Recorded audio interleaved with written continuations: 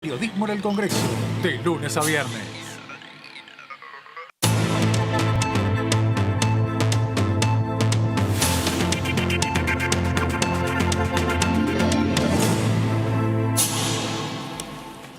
¿Qué tal? ¿Cómo les va? Bienvenidos. Vamos a repasar los principales temas. Es de TV el resumen y estos son cada uno de los puntos a tratar.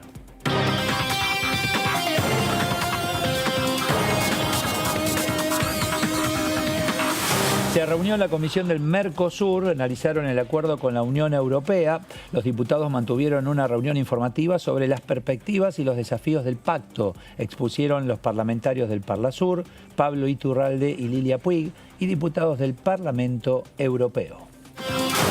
Comisiones de Finanzas y Comercio, dictamen para la acreditación inmediata de pagos con débito. Los proyectos establecen la acreditación automática a los comercios de las compras realizadas con tarjetas de débito. Además, se abordó la reducción de los plazos de pago en el caso de operaciones realizadas con tarjeta de crédito. Estas propuestas son rechazadas desde los bancos y las cámaras de tarjeta de crédito.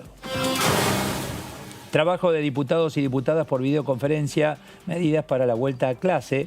Después de un cuarto intermedio, la Comisión de Educación retomó la reunión.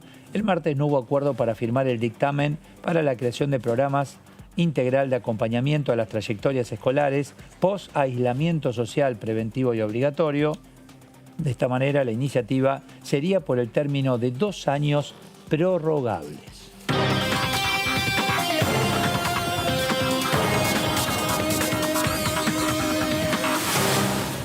Bueno, muy bien, vamos a hacer un resumen de todo esto que hemos presentado. Claudio, ¿cómo estás? Bien, ¿Qué muy tal? bien, buenas tardes. Un resumen profundizado, ¿no? Como hacemos siempre, bien debatido. Bien, ¿Qué tal, Leo? Hola. Eduardo, ¿qué tal? Bien. Esos colores me encantan, ¿no? Es una cosa espectacular. Sí, sí. Somos los tres acá de millonarios, por supuesto, como corresponde. ¿Qué tal, Leo? Bien, bien, acá estamos con este maratón de comisiones. Firmaron finalmente recién en comisión. Sí, Educación se firmó, había quedado trabado el martes pasado. Finalmente hubo un acuerdo, como decías vos, para avanzar por 2 años y que después se pueda extender en el caso que haya acuerdo. Claro. Bueno, ya la tenemos a Blanca Osuna, es presidenta de la comisión. ¿Qué tal, Blanca? Eduardo Serenellini, gracias por atendernos. ¿Qué tal? Buenas tardes a ustedes. ¿Cómo les va? Bien, muy bien, gracias, muy bien. Bueno, finalmente firmaron, ¿no? Esto hace minutitos que han terminado la tarea. Así es. Así es, y la verdad que fue un esfuerzo intenso que no solamente se mostró esta semana, lógicamente en las reuniones de comisión plenaria, ahí se sintetiza una serie de trabajos que la verdad llevó bastante tiempo y varias iniciativas, que en definitiva creo que quedan plasmadas en este dictamen que busca de algún modo integrar. Porque ustedes saben que desde el momento en que se declaró el aislamiento social preventivo, se cerraron las escuelas, empezaron a suceder una serie de problemas a la par de un esfuerzo denodado de docentes, de profesores, profesoras, de familias y de los chicos y chicas del sistema educativo. Y nosotros entendimos, los diversos bloques que presentamos iniciativas, que era necesario, una vez escuchado a los ministros y ministras de diversas provincias y también, lógicamente, a los equipos del Ministerio de Educación, algunos criterios que sean la base para sostener una propuesta integral e integrada sobre esta estrategia de acompañamiento a las trayectorias educativas. Esto es al camino que los chicos van haciendo día a día para el derecho a la educación. ¿Qué se ha priorizado más, el contenido, el conocimiento o la actividad social entre los chicos? ¿O ambos? En realidad creo, claro, no, creo que no se puede sectorizar. Me parece que esta etapa, hay algo que nosotros sí tenemos que decir muy firmemente, es que han aprendido. ¿Han aprendido qué cosas? Bueno, han aprendido los contenidos a los que han podido acceder, mucho más quienes tienen herramientas tecnológicas, seguramente, por una cuestión de edad, de cercanía, de vínculo entre alumnos y docentes. Con más dificultades quienes no la tienen, y en ese sentido mañana tenemos una conjunta con Comunicación e Internet, donde vamos a trabajar una propuesta que va a complementar lo que hemos hecho hoy. y al mismo tiempo creo que aprendieron otras cosas, otro tipo de vínculos, otros formatos, otros conocimientos, y también han tenido dificultades, ¿por qué no? Digamos, ¿no? La dificultad de y la ausencia del contacto físico y de los grupos y de actividades que comúnmente los chicos desarrollan, también ha sido un doloroso aprendizaje. Por eso, en el conjunto de las estrategias, también incorporamos esa perspectiva socioeducativa que sostenga y acompañe. Y bueno, y del mismo modo, en el día de mañana vamos a trabajar también lo que es el derecho al acceso a Internet y a la conectividad de modo gratuito y fluido. Diputado Osuna, ¿cómo le va? Claudio Mardones la saluda desde el piso.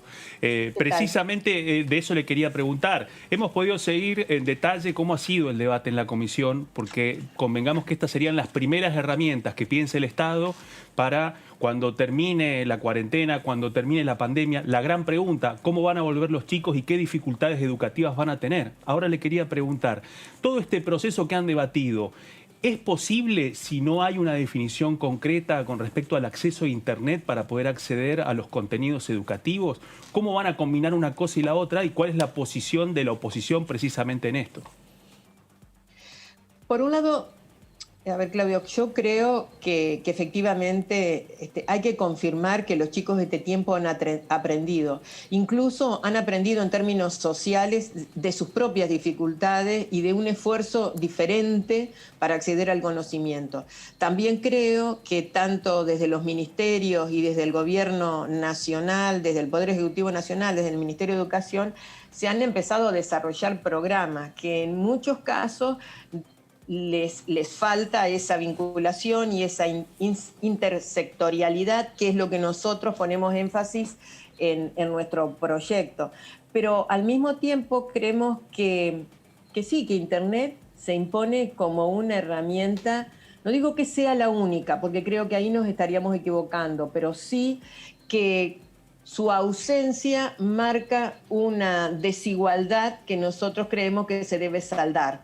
Y efectivamente no se puede saldar de un día para otro, y por eso señalamos el impacto de la ausencia de continuidad de programas como el Conectar Igualdad. El Gobierno Nacional, nosotros aprobamos hace unos días y está para tratarse en el Senado el proyecto de presupuesto que justamente en el capítulo de educación se titula Educación y Conectividad. Y no es casual que eso sea, porque hay una importantísima inversión. Si ustedes me preguntan si esa inversión va a saldar en el año 2021 toda esa brecha de conectividad, yo creo que va a ser necesario sostener mucho más. Pero lo que sí está claro y esto es lo que queremos dejar sí explicitado en una ley, es que hay responsabilidad del Estado. Por eso nosotros planteamos, el Estado tiene los recursos del presupuesto nacional y además el ENACOM tiene recursos del fondo fiduciario que a nosotros nos interesaría que tengan prioridad afectada a la educación. Eso, sinceramente, ayudaría a recuperar lo que no se hizo. Diputada, ¿cómo le va? Leonardo Fredes la saluda. Le pregunto por el tema que se va a tratar mañana en el plenario de comisiones. ¿Por qué se había demorado concretamente el martes pasado? ¿Cuál fue el punto por el que desde el oficialismo ha pedido del Poder Ejecutivo dijeron esperemos un poquito más? Porque, bueno, seguramente mañana va a quedar más en claro esto, pero evidentemente nosotros entendemos que hay una cuestión también de recursos afectados. Yo sinceramente creo que cuanto más recursos se pongan, y esto no es un invento, es el ABC, así lo dice el ministro Guzmán cuando envía el proyecto de presupuesto, y además nosotros creemos que hace falta más. Por eso creo que hay una cuestión que tiene que ver con la iniciativa del propio Ministerio de Educación Nacional cuando genera una plataforma, la plataforma Juana Manso. Pero a su vez, las provincias, en mientras tanto de 4 años, donde no hubo una activa política en materia de conectividad y de desarrollo del acceso a Internet para los estudiantes, por la limitante o el freno del Conectar Igualdad, Cada cual hizo lo que pudo y hoy tenemos una realidad muy diversa. Del mismo modo que en el día de hoy acabamos de generar un proyecto que sea integrador de las diversas iniciativas, en el día de mañana vamos a poner ese esfuerzo, porque creo que no pueden chocarse plataformas provinciales con la plataforma nacional. Ese proceso de integración y la mayor cantidad de recursos tiene dos condiciones. Primero, que debe haber un ámbito colectivo de trabajo poniendo principalmente el sentido de la urgencia y de la emergencia de que los chicos tienen que acceder a Internet. Y después, efectivamente, los recursos. Creo, y en esto nosotros vamos a mirar muy de cerca la afectación de recursos que el ENACOM realice para que se mantenga esa prioridad educativa, que no conspira contra otros acuerdos que se puedan hacer con respecto a la atención de barrios que están, por ejemplo, dentro del registro del RENAVAP, o municipios que en las provincias del NEA y del NOA realmente tienen un déficit gravísimo con respecto a conectividad. Ahí vamos, me parece que lo que tenemos en manos ahora es hacer el esfuerzo de una fuerte coordinación intersectorial y de no perder de vista qué es lo principal. Y lo principal, desde la perspectiva que tenemos, legisladoras y legisladores de distintos bloques que componemos la Comisión de Educación, es que la prioridad debe ser educación, pero no es una cosa ocurrente porque estamos en esa comisión, sino creo que eso también puede ampliarse a cualquier otro legislador que sabe y conoce las consecuencias que puede traer el hecho de la limitante del acceso al conocimiento y el derecho a la educación que chicos y chicas puedan tener en esta etapa. En relación a las prioridades, presencial no, porque uno observa el mundo, observa Europa, aún con la segunda ola y sin actividades, pero no descuidan la escuela. Los chicos siguen yendo a clase.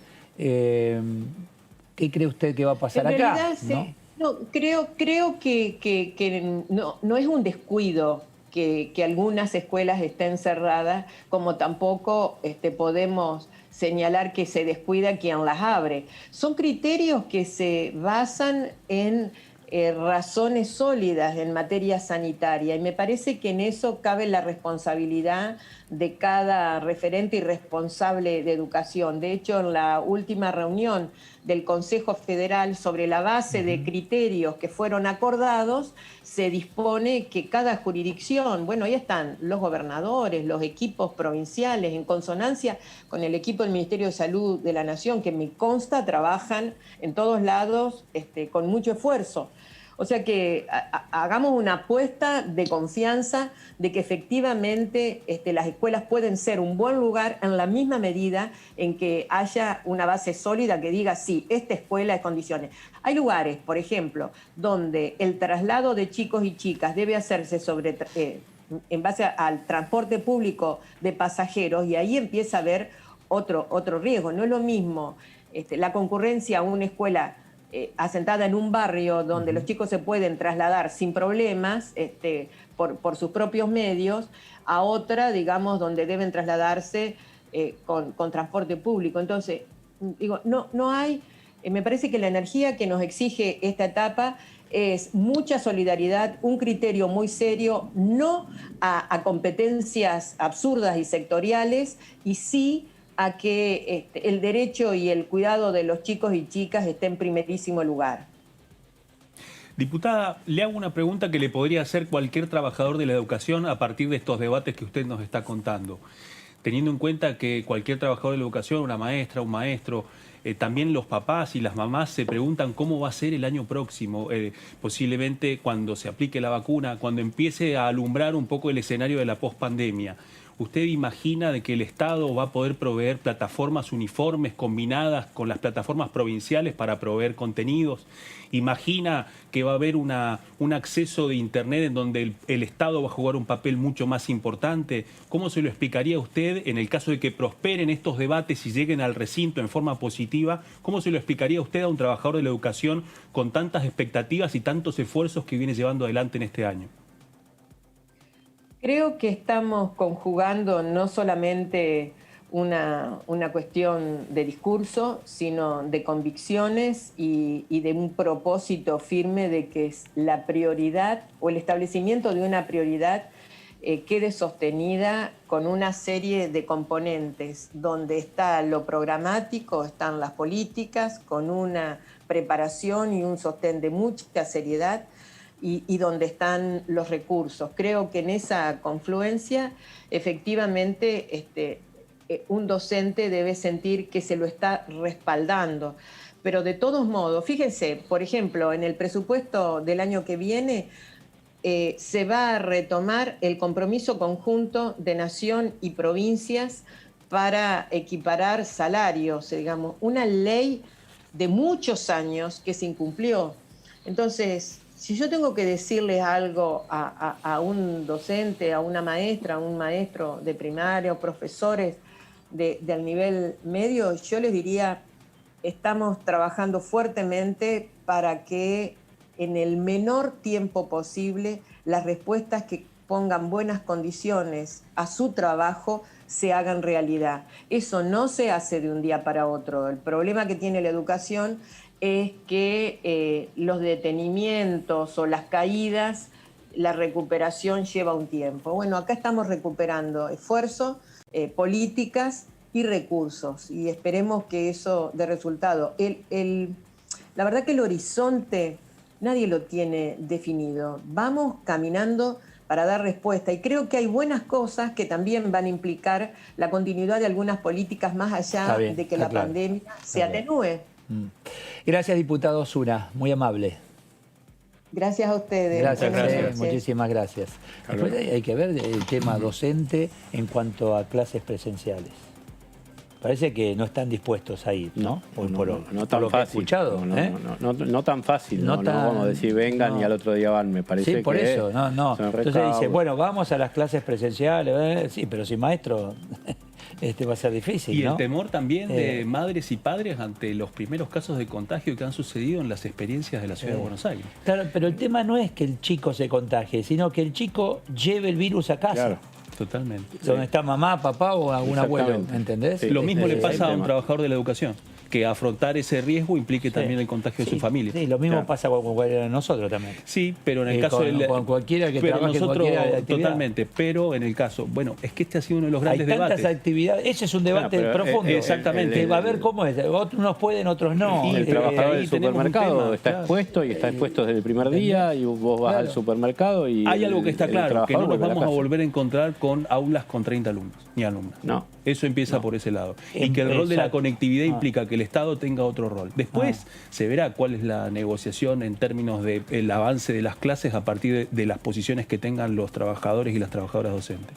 La prioridad son los chicos. Y la los infraestructura trabajadores de los colegios y las temperaturas extremas en el norte o en el sur del país, porque la vemos desde Claro, acá, sí, bueno, del centro ahí del tenés, país, sí, que sí. más o menos tenés una Sí. temperatura promedio todo el año, pero hay... Saludo a Romina del Pla, que Sí, ya saludo. está conectada. ¿Qué tal, Romina? Eduardo Serenellini. Hola, ¿qué tal? ¿Qué tal? Buenas Ahí está, tardes, ¿cómo ¿qué les tal? va? Bien, Muy muy bien. bien, muy bien. ¿Qué opinan los docentes en relación a las clases presenciales, Romina? ¿Qué situación se encuentra? Bueno, hay muchos reparos. Hay muchos reparos y muchas reservas. Lo primero, en relación a lo que ustedes mencionaban, Sí. por qué consideramos que educación no y que otras Sí, actividades sí. exacto. Sí. Bueno, empezar hay muchas actividades y ustedes saben que yo he cuestionado que se pongan en marcha porque entiendo que aquellas que no son esenciales en un cuadro todavía complejo no correspondía responder a esa presión empresarial. Pero el tema es que en educación la magnitud de la cantidad de personas involucradas no se puede comparar con ninguna otra actividad, porque la circulación educativa significa cientos de miles de personas y millones en algunos casos, si fuera toda la población escolar, que no tiene que ver con la magnitud de algún sector particular. Donde vos pones en marcha el funcionamiento educativo presencial, implica un nivel de circulación y de personas que están involucradas que en condiciones de un virus que todavía no está controlado, significa nuevamente una dispersión muy seria. Entonces, los reparos tienen que ver con esta falta aún de seguridad en relación al virus y, en segundo lugar, con que entendemos que los edificios escolares y demás todavía en muchos casos no están en las condiciones que se deberían dar. Entonces, paulatinamente, por supuesto, el año próximo se irán evaluando las condiciones, pero entendemos que ahora no hay condiciones ni motivo para apresurarse a sacar una foto de 10 chicos en un gimnasio que no aportan nada. Cuando ustedes hablan con sus pares, no se haya podido resolver. Cuando ustedes hablan con sus pares Europa, imagino que deben tener contacto, ¿por qué situación pasan ellos? Porque allí sí hay presencial, aún con la segunda ola de virus. Bueno, pero vos fíjate que en Europa ha habido enormes movilizaciones docentes rechazando, por ejemplo, en España, el regreso a clases masivas, han denunciado las situaciones de contagio, porque vos sabés que llega la noticia parcial. Sí. Fíjate que hay muchos países donde se ha retrocedido en Israel, se ha retrocedido en distintas áreas y ciudades, y hay que ver cómo sigue ahora en materia de evolución, en la medida que siguen cortando actividades. En muchos casos seguramente va a entrar también la educación en el corte. Entonces, tampoco tenemos claro si en todos lados ha regresado toda la población. No, es que no, claro, en todos lados no, es cierto. Entonces, no. Vos fíjate que la información que llega es siempre recortada. Para colocar ejemplos, que si uno va a escarbar no es tal cual te lo están presentando. Entonces nosotros, mira, yo hoy a la mañana tuve una clase con mis alumnos por Zoom. Claramente los mismos chicos que obviamente tienen también ganas de volver el año que viene, aunque sea a la escuela. Por ejemplo, a mí los chicos no me van a ver, me vieron por Zoom, me vieron una clase y después ya por Zoom.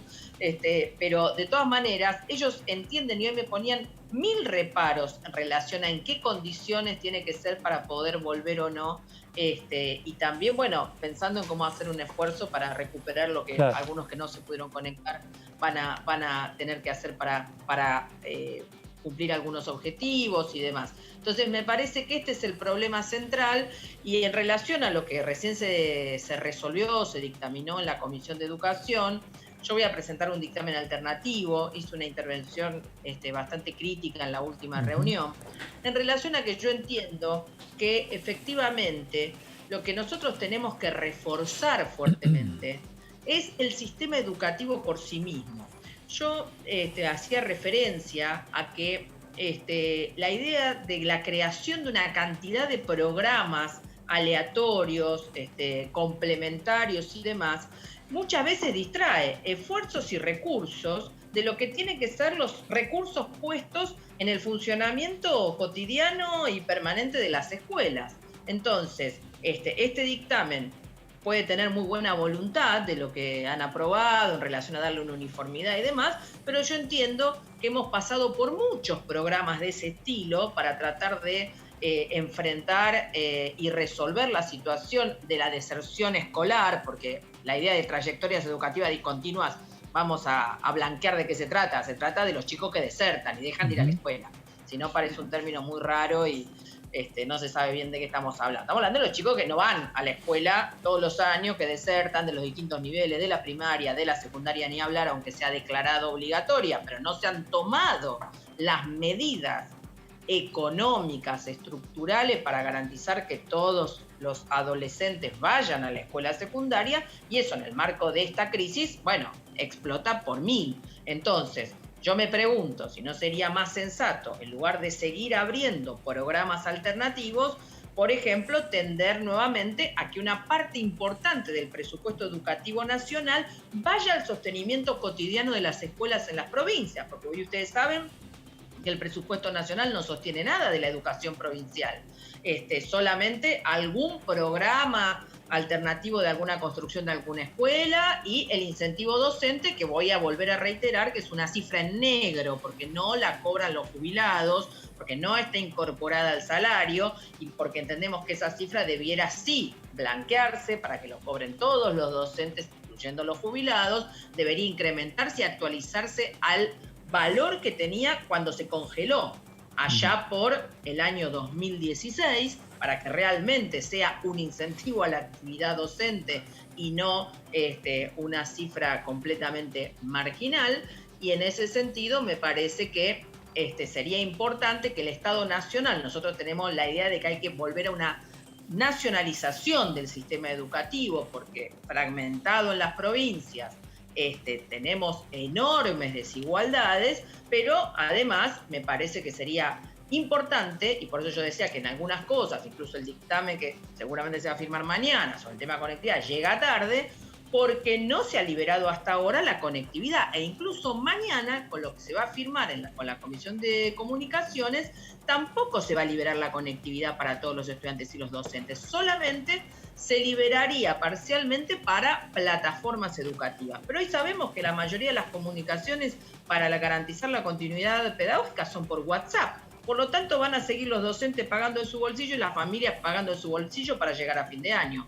Y el dictamen de mañana, y aunque se convierta en ley, no lo va a resolver porque se sigue sin querer enfrentar los intereses de las grandes empresas de telecomunicación. Entonces, yo creo que allí es donde tenemos que reflexionar fuertemente sobre que para reforzar el sistema educativo hace falta presupuesto, hace falta nombrar los docentes que hoy no están, reforzar las plantas orgánicas funcionales y no tanta actividad por fuera que distrae recursos y además también en muchos casos sirve para decir que se están haciendo un montón de iniciativas, pero que muchas no repercuten directamente en la escuela, que es donde todos los días se está tratando de sacar adelante a las y los estudiantes y a sus familias en este cuadro, y por supuesto la escuela también tiene un montón de dispositivos, intenciones de traer a la escuela a los que están. Sí, diputada, ¿cómo le va? Leonardo Fredes la saluda. Le consulto, ¿por qué cree que el oficialismo demoró 1 o 2 días la firma de estos 2 dictámenes? Mira, evidentemente se armó alguna crisis con el ENACOM y con el uso del fondo fiduciario que tienen, porque fue muy llamativo el martes, creo que fue el día, que estábamos a punto de que se pase a la firma y de pronto hubo un llamado que frenó eso.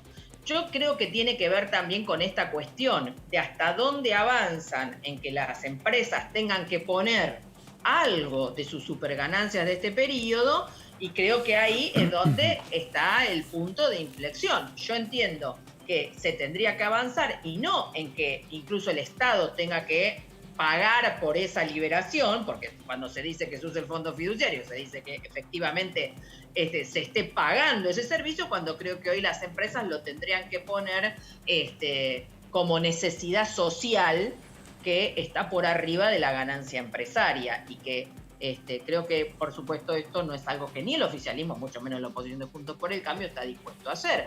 Entonces, siempre que aparecen dictámenes con tanto fervor firmados por los 2 bloques mayoritarios, yo tiendo a desconfiar. Romina, se habla y mucho para después de la pandemia, ¿no? El tratamiento psicológico que pueden necesitar algunos chicos, algunos alumnos, incluso algún proyecto por allí. ¿Qué pasa con la situación psicológica del docente en relación a lo que están pasando en estos 7, 8, 9 meses? O en ese caso no se habla está dando mucho. En la tecla. No se habla, y es un tema muy serio. Mira, en 2 aspectos. En un aspecto que, como a todas las personas de todas las actividades, el hecho de, esta situación nueva, una pandemia, una enfermedad que uno no sabe a quién va a afectar. Muchos, por supuesto, han perdido seres queridos, pero otros han estado enfermos. Toda esta situación que a todos nos ha puesto muy inquietos, obviamente, depende de la personalidad de cada uno, afecta en diferentes medidas. Tenemos muchos compañeros y compañeras que han estado deprimidos, atravesando distintas situaciones. Hemos tenido incluso situaciones, de depresiones que han llevado a muy malas situaciones como consecuencia de esto, situaciones preexistentes que se agudizaron con el aislamiento, pero luego también está esta situación de estrés, de esta situación de sobrecarga laboral, de esta desesperación por tratar de suplir lo que no se puede porque no estamos presencialmente en la escuela. Bueno, las docentes han armado pizarrones en sus casas, han acondicionado espacios que no tenían para, digamos, simular que están en la escuela, se ponen el guardapolvo y se plantan frente a la computadora.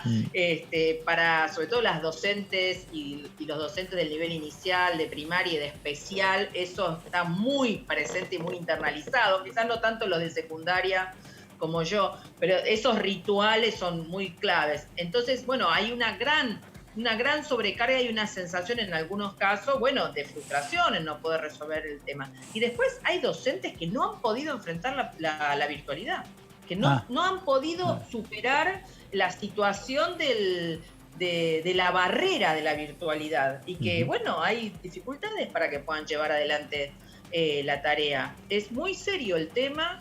Y creo que, bueno, nos va a llevar un tiempo también volver a la dinámica, no digo de normalidad, de una cierta normalidad. Diputada del PLA, ¿cómo le va? Claudio Mardones la saluda.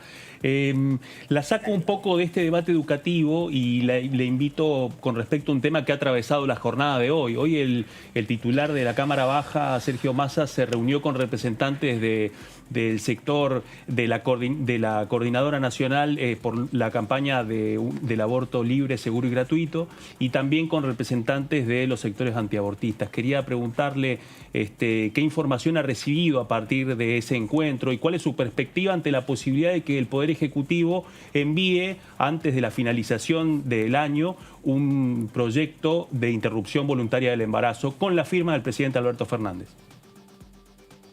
Bueno, mira, ayer hubo una enorme caravana desde Plaza de Mayo hasta la puerta del Congreso, justamente reclamando el tratamiento inmediato del proyecto de aborto legal, seguro y gratuito de la campaña nacional.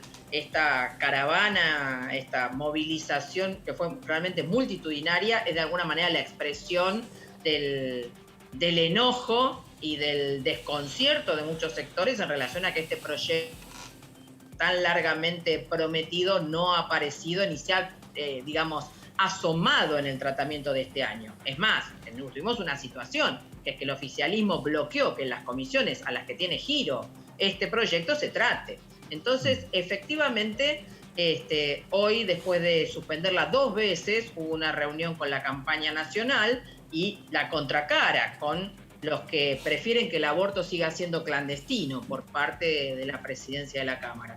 Allí, según el comunicado que emitió la campaña nacional, hubo un compromiso de formar una mesa de trabajo para armar un desarrollo de la tarea legislativa en función de tratar el tema. Lo que no queda claro es si efectivamente el Ejecutivo va a enviar el proyecto o están hablando del tratamiento del proyecto de la campaña nacional y en la idea de que, bueno, puede no ser inmediato, de acá a febrero va a haber sesiones, fue el argumento. Yo me permito reclamarle al Ejecutivo y a la presidencia de la Cámara y al oficialismo que basta de dilaciones, citemos a las 4 comisiones ya, dictaminemos, porque se siguen muriendo mujeres por aborto clandestino, seguimos con chicas obligadas a ser madres, no se aplica el protocolo de interrupción legal del embarazo en la mayoría de las provincias, tenemos denuncias de que aún en la provincia de Buenos Aires, donde se había planteado que se había hecho una gran compra de misoprostol y demás, hay muchísimos equipos de ILE que están denunciando que no tienen más misoprostol y que no están siendo digamos, provistas nuevamente, con lo cual tenemos una situación cada vez más grave en relación a esto y creo que en ese punto el oficialismo del Frente de Todos ha demostrado que está privilegiando sus acuerdos con las iglesias y no esta situación donde el aborto sigue sumando muertes que podrían ser perfectamente evitables. Así que yo tengo reservas y no saldría a festejar por la realización de la reunión hasta ver hechos muy concretos. Romina, la pandemia, esta situación que es transversal y ya lleva varios meses, ¿va dejando de lado otros temas profundos para tratar o los potenció? Como Mira, por ejemplo. La pandemia la pandemia y la cuarentena han sido una gran excusa para no abordar una cantidad de temas. Este es uno muy claro. Pero otro tema es que ha sido muy aprovechado por las patronales para avanzar con algo que no pudieron tratar legislativamente en los últimos años, que es la reforma laboral. Se está imponiendo una reforma laboral de hecho. Tenemos despidos, aunque se supone que hay un decreto antidespidos, tenemos rebajas de salarios, tenemos avances sobre los regímenes laborales, ni hablar de la virtualidad forzada. Ustedes saben que esta Cámara votó una ley de teletrabajo y sin embargo esa ley se va a aplicar cuando termine la pandemia, o sea que todos los que están trabajando a destajo y sin regulación con teletrabajo van a terminar la pandemia sin ningún tipo de regulación y sin ningún tipo de derecho, pagando de su bolsillo las conexiones a internet, como pasa en gran parte del gremio de prensa, en el gremio telefónico e incluso en sectores bancarios. Impresionante. Muchos incluso que trabajan para las empresas que proveen del servicio de internet, que le hacen pagar a sus empleados para que puedan trabajar. Se violentan todo tipo de límites de las jornadas laborales y demás. Por lo tanto, creo que estamos frente a una complicidad del gobierno nacional, del Ministerio de Trabajo, de los gobiernos provinciales y de las direcciones de los sindicatos completamente burocratizadas que han dejado pasar esta situación, que está siendo enfrentada por los sectores de delegados de base, de comisiones internas y de los sindicatos combativos, pero en un cuadro de este tipo de complejidad. Romina del Pla, muchas gracias por el tiempo. Gracias. Muchas gracias a ustedes. Gracias. Hasta luego, hasta luego. ¿Cuántos temas? ¿Cuántos temas? Algo que dijo Leo. importante es que lo había dicho esta tarde la campaña por el aborto, es que Massa les habría dicho, según dicen ellos en el comunicado que está escrito, que hasta febrero va a haber actividad. Que es lo que venimos diciendo mucho en el programa, de que va a haber continuidad, si hay ordinarias, extraordinarias, después hay que ver bajo qué formato, pero dan casi como hecho que diciembre, enero Porque y son febrero. muchos los temas, Claudio. Exactamente. Y eso abre la posibilidad para que precisamente pueda ingresar el proyecto de interrupción voluntaria del embarazo. No hablamos de extraordinarias, sino que sigan las ordinarias. No. Habría posiblemente una extensión de ordinarias, pero una convocatoria de extraordinarias. Ajá. Pueden estar las dos, digamos, no Exacto. es una u otra, puede ser una hasta determinado tiempo y Y después... extraordinaria la convocación. solicita el Ejecutivo. Y define el Las dos las habilita el Ejecutivo, las dos están en firma del Ejecutivo. Pero en una es lo que decíamos del otro día, en una solamente, en una es una continuidad de lo del año con proyectos de diputados y senadores, y en la otra solamente el temario que te dice el Ejecutivo. Te lo puntea y te dice, los temas son este, y nada más. Y punto. Exactamente. Ahí está. Bueno, el tema de educación, qué sé yo, es difícil para el docente, difícil para los chicos, difícil para los padres. Totalmente. ¿Quién me contaba hoy que tiene que volver al trabajo presencial, pero tiene a los chicos en casa? Entonces, ¿qué hago con los chicos? Porque los tengo en casa, no van a la escuela ni tienen... Entonces se genera ahí una situación... Totalmente. Yo creo que en ese caso se hace el planteo a la empresa, decir, mirá, Hasta que no terminen las clases, por lo menos. ¿Cómo? Hasta que no terminen las clases, por lo menos. Pero igualmente tenés que estar, bueno, porque uno lo depende piensa de la edad del pibe desde también, la conexión, porque, claro. Y aparte ¿viste? está todo cruzado por un enorme esfuerzo, tanto de Sí. los chicos y las chicas, Sí, docentes y sus sí. padres también. Sí. O sea, que eso creo que tiene que ver con lo que nos comentaba del PLA a partir de tu pregunta, que es cómo acostumbrarse y cómo prepararse para lo nuevo después del impacto psicológico que eso tiene. Sí, ¿no? sí. Y la otra no era- es después del impacto, es durante el durante impacto. y- Porque de los pibes hablan, hoy no hablaba, no recuerdo con qué diputado que está con el proyecto justamente del tratamiento psicológico a los chicos, que no alcanza con el psicopedagogo que tenés en la escuela. Bueno, pero después, y en el mientras tanto, ¿qué haces con ese chiquito? Que hay padres que te dicen que no quieren salir a la placita. Exacto. Hay padres que te dicen no quieren salir ni del cuarto. Hay padres que... Son No se quieren situaciones... conectar. Vos tenés Tienen- nenes chiquitos, tienen ¿no? toda la tecnología Bueno, y no se quieren conectar. bueno, o están Entonces, conectados y le da le da miedo salir a la Y vereda. se suma mucho, Sí. además que extrañan mucho a sus compañeritos. Y se da eso. Bueno, Exactamente. O sea que será mientras tanto, Claudio. Bueno, es un tema. Es un tema muy complejo, ¿Viste? muy complejo. Y es cierto que, digamos, a partir de este intercambio, también hay que tomar conciencia de que todos estos esfuerzos también tienen que ver con evitar de que se dispare la deserción escolar el año que viene, en una situación donde además no pasa lo mismo en todos los años, porque yo me pregunto también, las chicas y chicos que están en su primer año del secundario, Claro. por primera vez en su vida les ha tocado transitar el comienzo de la secundaria Sin ir. en esta situación. En esta situación. ir.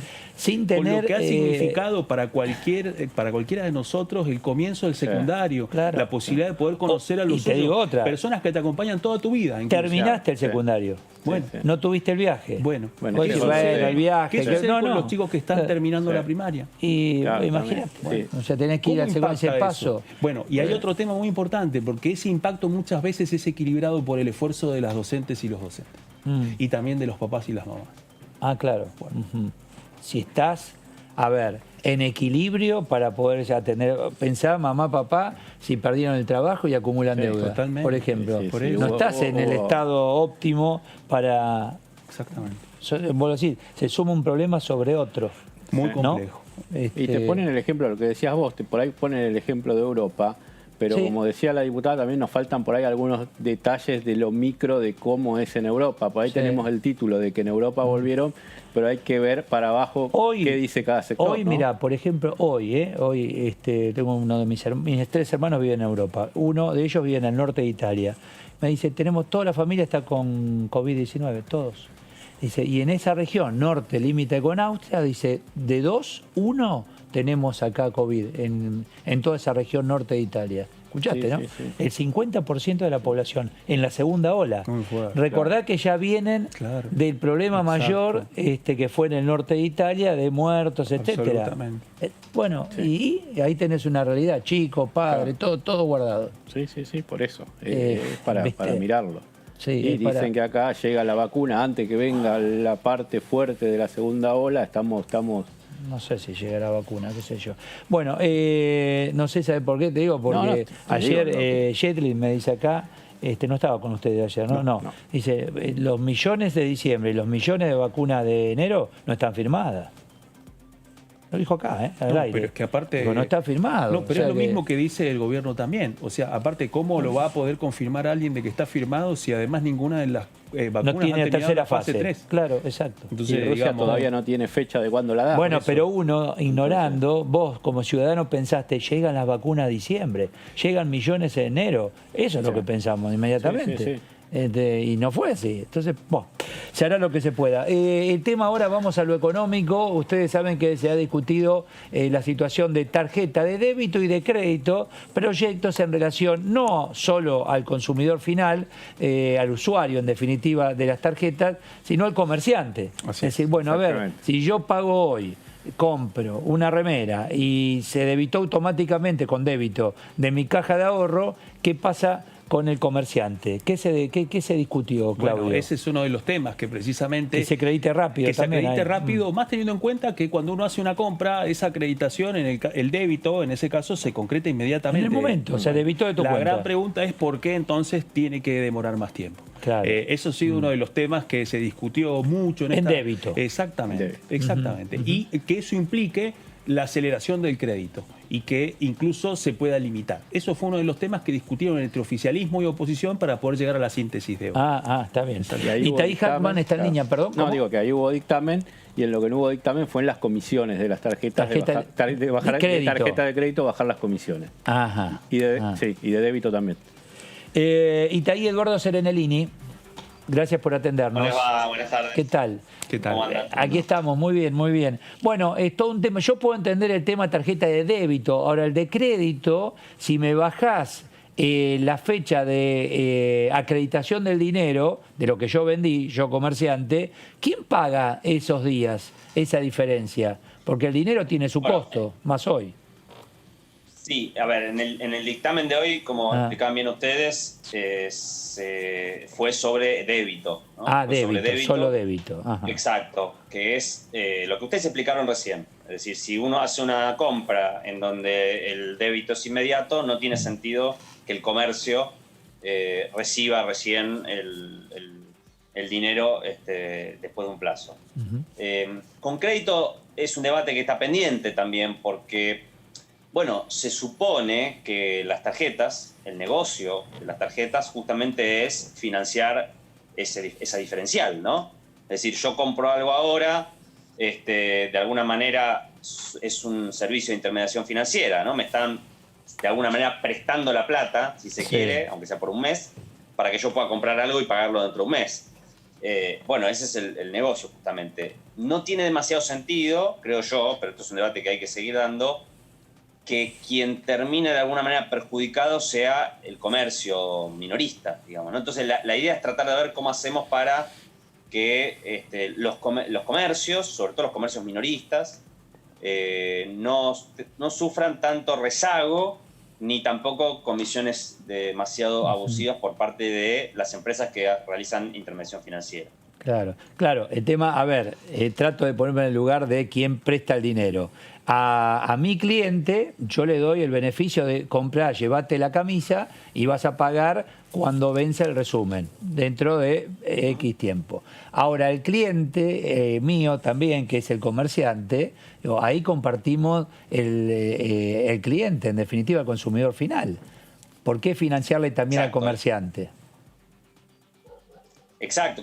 El tema es cómo generar un equilibrio para que el financiamiento no termine recayendo exclusivamente en el comerciante.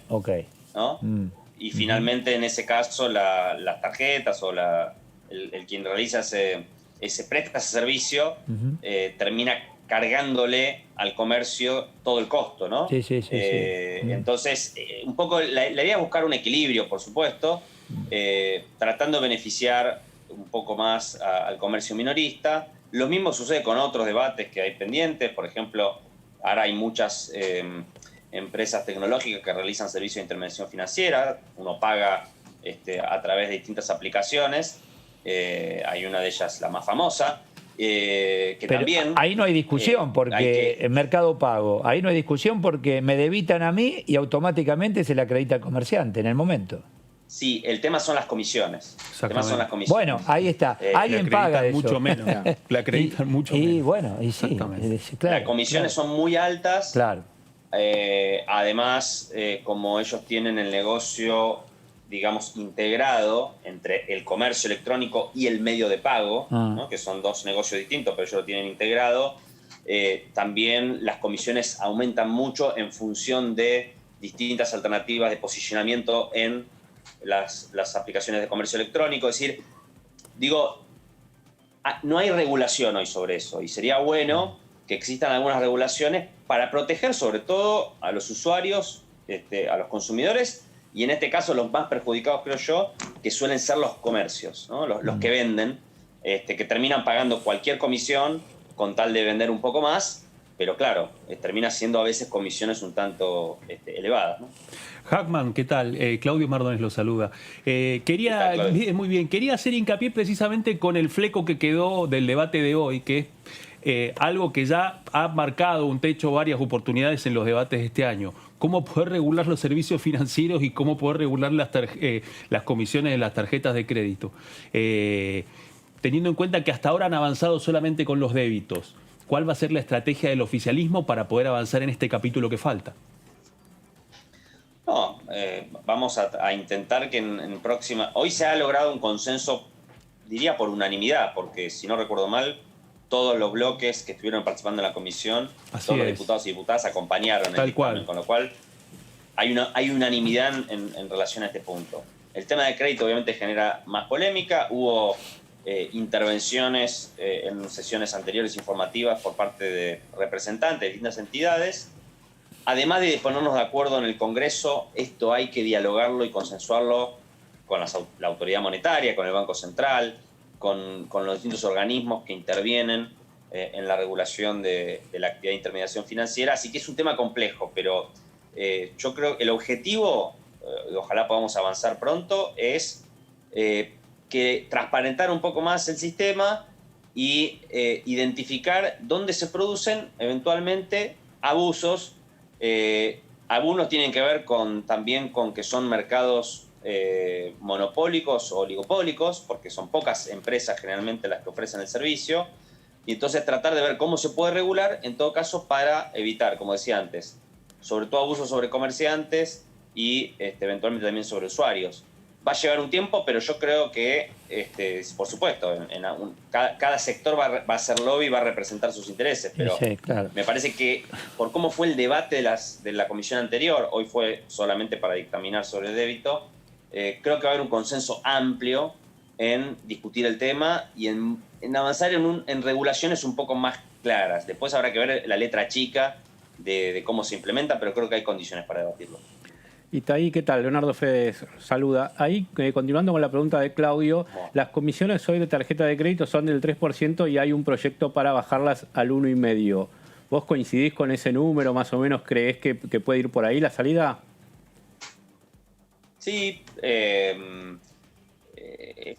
sí, coincido con el espíritu del proyecto. Después el número concreto hay que ver en función de estudios más técnicos. Pero sí, considero que hoy están a un nivel que es un tanto elevado. Además, cuando uno hace comparaciones internacionales, la realidad es que la Argentina tiene comisiones elevadas en todo lo que es intermediación financiera, en crédito, con lo cual la verdad es que no hay mucha justificación para tener tasas tan elevadas. En todo caso, habrá que discutir con las empresas del sector, bueno, si se puede bajar las comisiones, en todo caso, qué otras cosas se pueden hacer que no perjudiquen el negocio. Por ejemplo, la discusión que hubo respecto a el primer tema que hablamos, que es cuál es el tiempo razonable que puede pasar entre que se realice una operación y que el comercio o el vendedor recibe el dinero. Bueno, ahí hay planteos que pueden ser atendibles por parte de las empresas porque tenemos que evitar que queden descalzadas, obviamente, eso sería un problema para el funcionamiento del sistema. Pero me parece que hay condiciones para avanzar en criterios un poco más razonables, comisiones un poco más razonables, que protejan un poco más los derechos de los usuarios y consumidores. A ver, hay algo que me parece, está claro, que en definitiva el que paga todo esto es el consumidor final. El comerciante estos porcentajes los traslada al público final, el producto final. Si no, no existiría el pago en efectivo, te hago un descuento. Yo te hago un descuento en efectivo porque te estoy recargando con tarjeta o con lo que sea, te estoy recargando toda esta discusión. Entonces, esperemos, eso lo discutirán ustedes seguramente, que esto que logren, después se lo trasladen a su majestad el cliente consumidor final. Y no quede, digo porque, para ser prácticos. Es cierto que finalmente cuando uno tiene comisiones muy elevadas o cualquier cosa que encarece el proceso, finalmente eso se traslada al precio final. Eso es así, digamos, porque es lógico. O en todo caso habrá parte de eso y parte que se come el comercio. Pero en general sí, los perjudicados son el consumidor final. Por eso también cuando hay comisiones muy elevadas, abusivas o que están fuera de lugar, perjudican en última instancia al consumidor, ¿no? Entonces, la verdad es que nosotros tenemos en la Argentina, incluso en otra comisión, la defensa del consumidor, Claro. También estamos discutiendo distintos proyectos que van en este sentido. Tenemos pocas herramientas eficientes para ejercer la defensa del consumidor, yo creo. Hay muchas asociaciones que trabajan muy bien, pero hay pocas herramientas institucionales para ejercer esa defensa, que funcionen bien, y eso es una deuda pendiente. Esta hay empresas defensa... que realmente, hay servicios que no están alineados con la ley, con obligaciones, o que actividades que no están reguladas, y que hay que hacerlo porque es una cuestión fundamental del funcionamiento correcto de un mercado. En una comisión o en la otra aparece la discusión por la tasa de interés que se aplica para aquellos que pagan el mínimo y queda el saldo, que ahí está el gran negocio de las financieras. ¿Se trató eso? Sí, claro. Bueno, eso en realidad es algo que se regula también desde el Banco Central. Ahora se estableció en este año un sistema, un tope de tasa, que creo que, si no me equivoco, era del 43% para el refinanciamiento de las deudas con tarjeta de crédito. Bueno, eso fue una regulación un poco por el marco de la pandemia, porque naturalmente se consideraba que mucha gente, producto de la situación que estamos viviendo, no iba a poder pagar la tarjeta y por lo tanto había que establecer alguna regulación para que las comisiones o las tasas de interés de refinanciación no sean imposibles de pagar, lo cual hubiera generado obviamente Una un situación problema mucho más de peor. los muchos que estamos viviendo. Tal cual. Hackman, Pero sería bueno que eso sea algo permanente, quiere decir que necesitan más regulaciones sobre por lo menos topes o límites, porque el sistema de tarjeta de crédito suele ser con tasas de refinanciación muy altas, y ni hablar si vamos al sistema informal. ¿no? Claro. El sistema financiero, que es al que recurre mucha gente que no tiene actividad formal.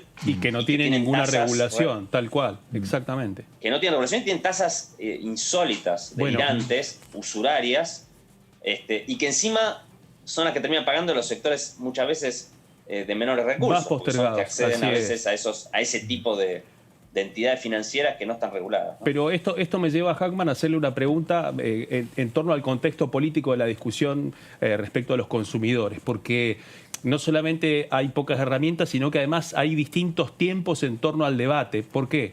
Porque por una parte en estas últimas semanas venimos del debate de la Comisión de Defensa del Consumidor para crear un nuevo código. En el medio surgió la iniciativa de un aliado del oficialismo, como el diputado José Luis Ramón, que presentó el proyecto para crear una comisión bicameral. Bueno, hubo, digamos, distintos cruces, pero se vislumbran distintos tiempos como para poder encontrar y construir un nuevo código del consumidor. Quería preguntarle, ¿cuál es la posición del oficialismo con respecto a esto? ¿Van a avanzar? Y esto tiene una centralidad que tiene que ver con entidades financieras, tarjetas de crédito, intermediaciones financieras que además todavía están reglamentadas por un sistema muy viejo y vetusto. ¿Cuál es su posición y la posición del oficialismo respecto a esto? ¿Van a avanzar con la creación de una bicameral? ¿Van a apostar a seguir el debate dentro de la Comisión de Defensa del Consumidor?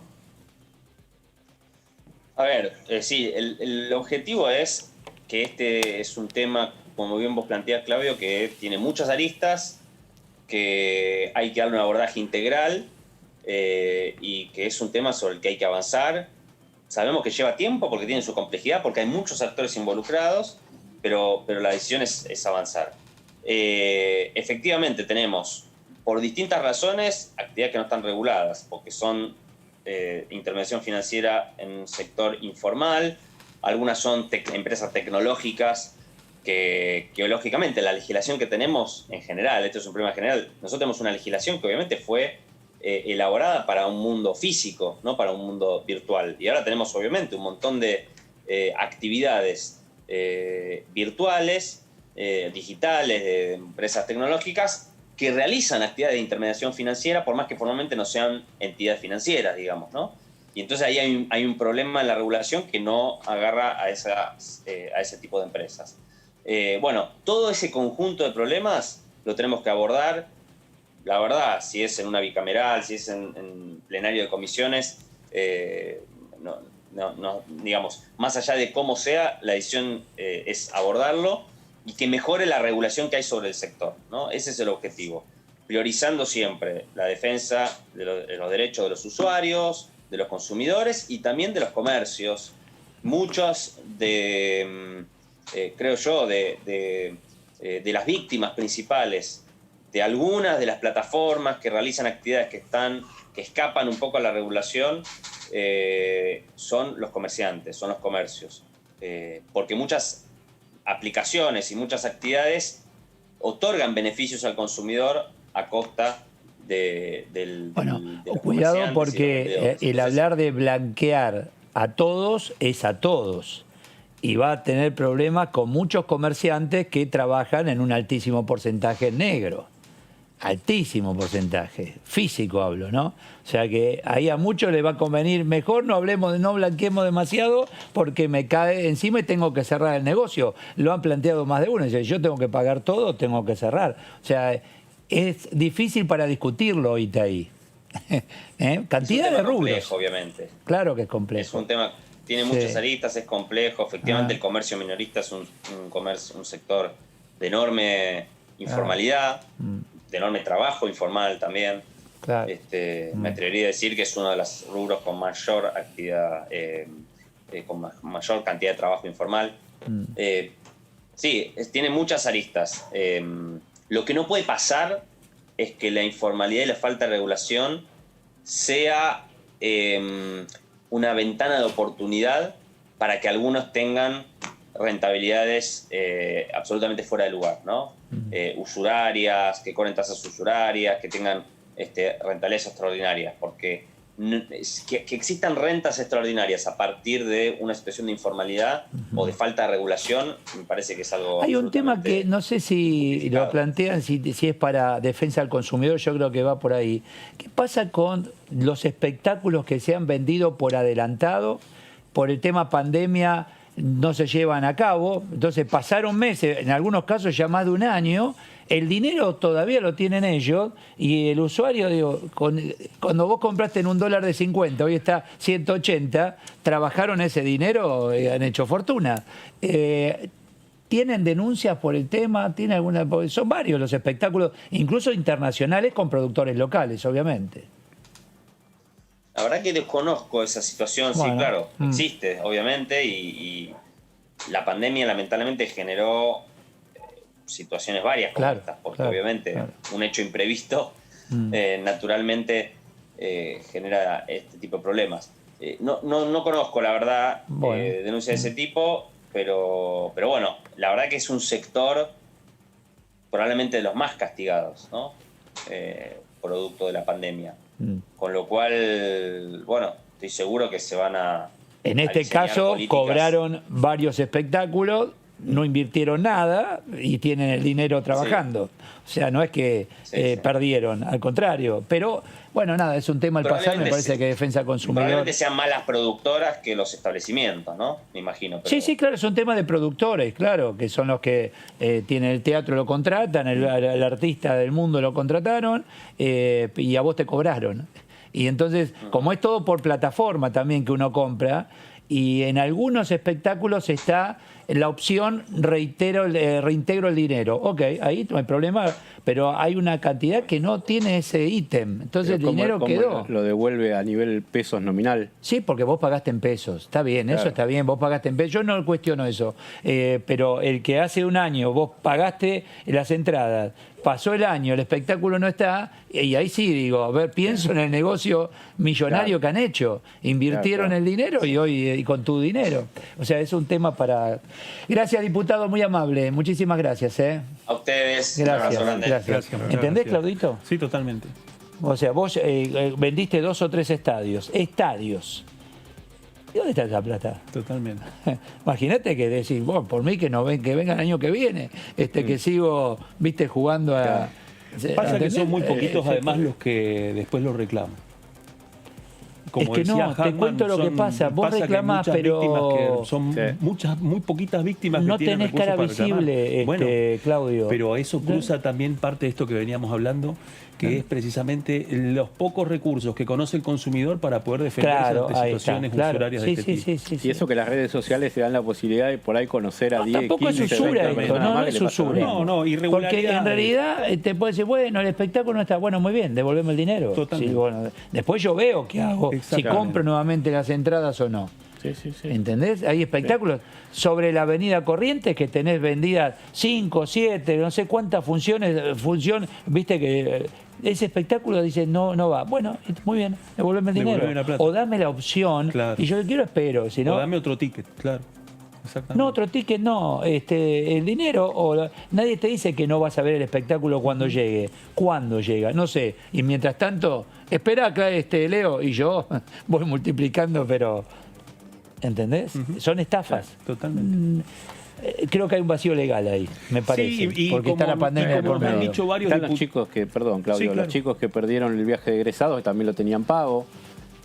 Y ya no pueden hacer el viaje de egresados el año que viene porque ya la circunstancia de su vida es otra y también están queriendo que le devuelvan la plata. Bueno, hay unos temas con el tema turismo, es tremendo, porque agencias de turismo que hace un año vos compraste un paquete a Europa, vamos a poner, bueno, hotel, aéreo, excursiones, todo, me pagaste a mí, yo soy la agencia. ¿Qué hice yo cuando te cobré hace un año sin enterarnos de pandemia ni nada?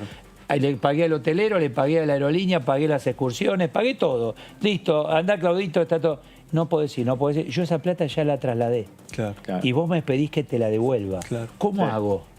Está en un problema grave, gravísimo. Ahí debería operar un resarcimiento. Insisto, me parece que muchísimos de esos consumidores dentro de la legislación que hay la desconocen en muchos casos por falta de difusión también de las herramientas que se pueden utilizar. Seguramente, y hay algún vacío legal. Y ya voy a la pausa. Hay otro. Las fiestas casamientos, cumpleaños, etcétera. Vos pagaste el salón y le pagaste todo, el cotillón, el DJ, la comida. Ese dueño del salón que cobró y pagó no tiene plata. ¿Cómo te devuelve? Claro. Y son hay muchas situaciones. Iba a decir mucha guita. Hacemos una pausa y seguimos aquí en Diputados TV, el resumen.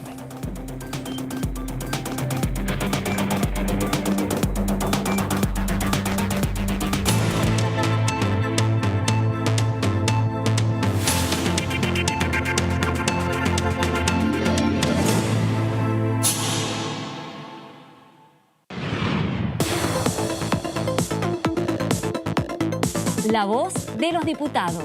La voz de las diputadas. La voz de la oposición. La voz de los que quieren cambiar la realidad. La voz de los que quieren una Argentina mejor. Tu voz en el Congreso. DTV, el periodismo en el Congreso, de lunes a viernes. El otro día falleció una chica joven, sin antecedentes, sin enfermedades preexistentes. Creo que la gente se olvida que esto le puede pasar a cualquiera. Necesitamos que se tome conciencia, que cada persona que se muere es una pérdida para sus familias. También lo es para nosotros. Los médicos estamos poniendo más que trabajo para salir de esta. Estamos poniendo el corazón. Estamos poniendo todo. Necesitamos que cada uno, desde su casa, haga su parte.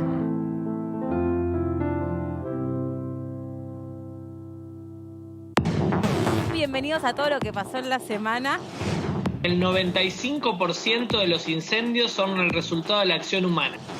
De 31 miembros que tiene Defensa del Consumidor, 28 estamos avalando con nuestra firma avanzar en tener un código del consumidor.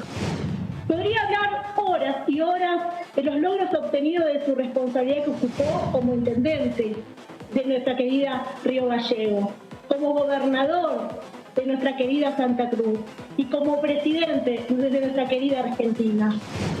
Ya el gobierno tiene media sanción del presupuesto, pasa al Senado para la sanción definitiva. Estamos satisfechos. DTV, el periodismo en el Congreso.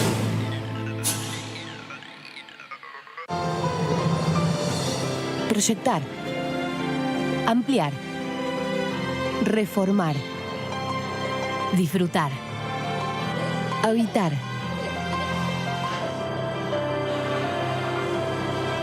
reactivar, nuevas líneas de crédito Procrear para generar vivienda y trabajo.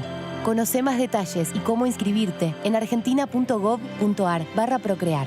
Argentina Unida, Ministerio de Desarrollo Territorial y Hábitat, Argentina Presidencia. Toda la información parlamentaria la encontrás acá, en DTV, el periodismo en el Congreso. DTV, el periodismo en el Congreso, de lunes a viernes. Aunque no nos demos cuenta, el virus nos testea a nosotros. ¿Cómo pasar la prueba en 2 simples pasos? 1, 2. Respetá los 2 metros de distancia.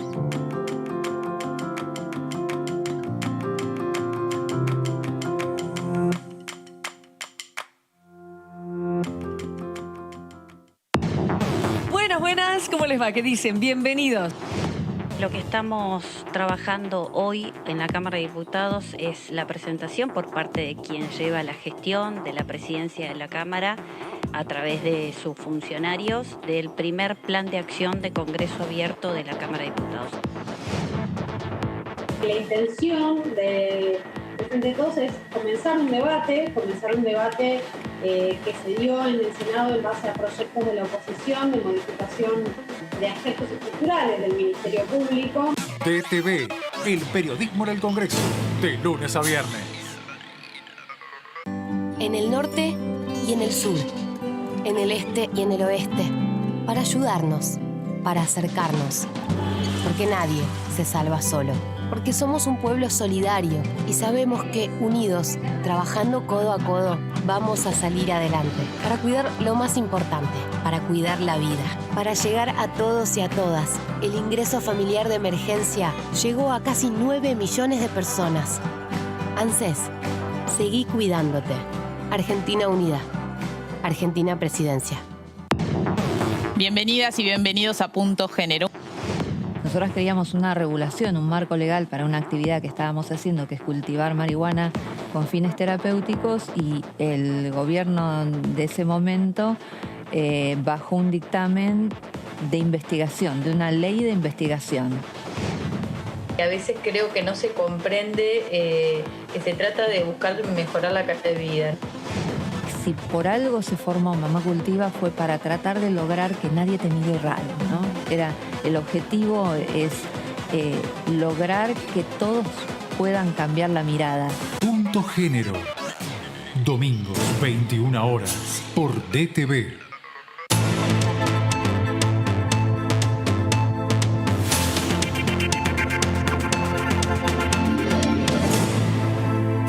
Bueno, por supuesto, como se quedaron ustedes discutiendo el tema, también lo hacemos acá en relación a tarjeta de débito o crédito y aquellas tarjetas que utilizan aquellos que no califican en un banco. Al no calificar en un banco son las personas que no tienen forma de demostrar ingresos. Exacto. Entonces, bueno, vas a la informalidad justamente porque no calificaste, tenés tasas de interés elevadas y ahí empieza el problema.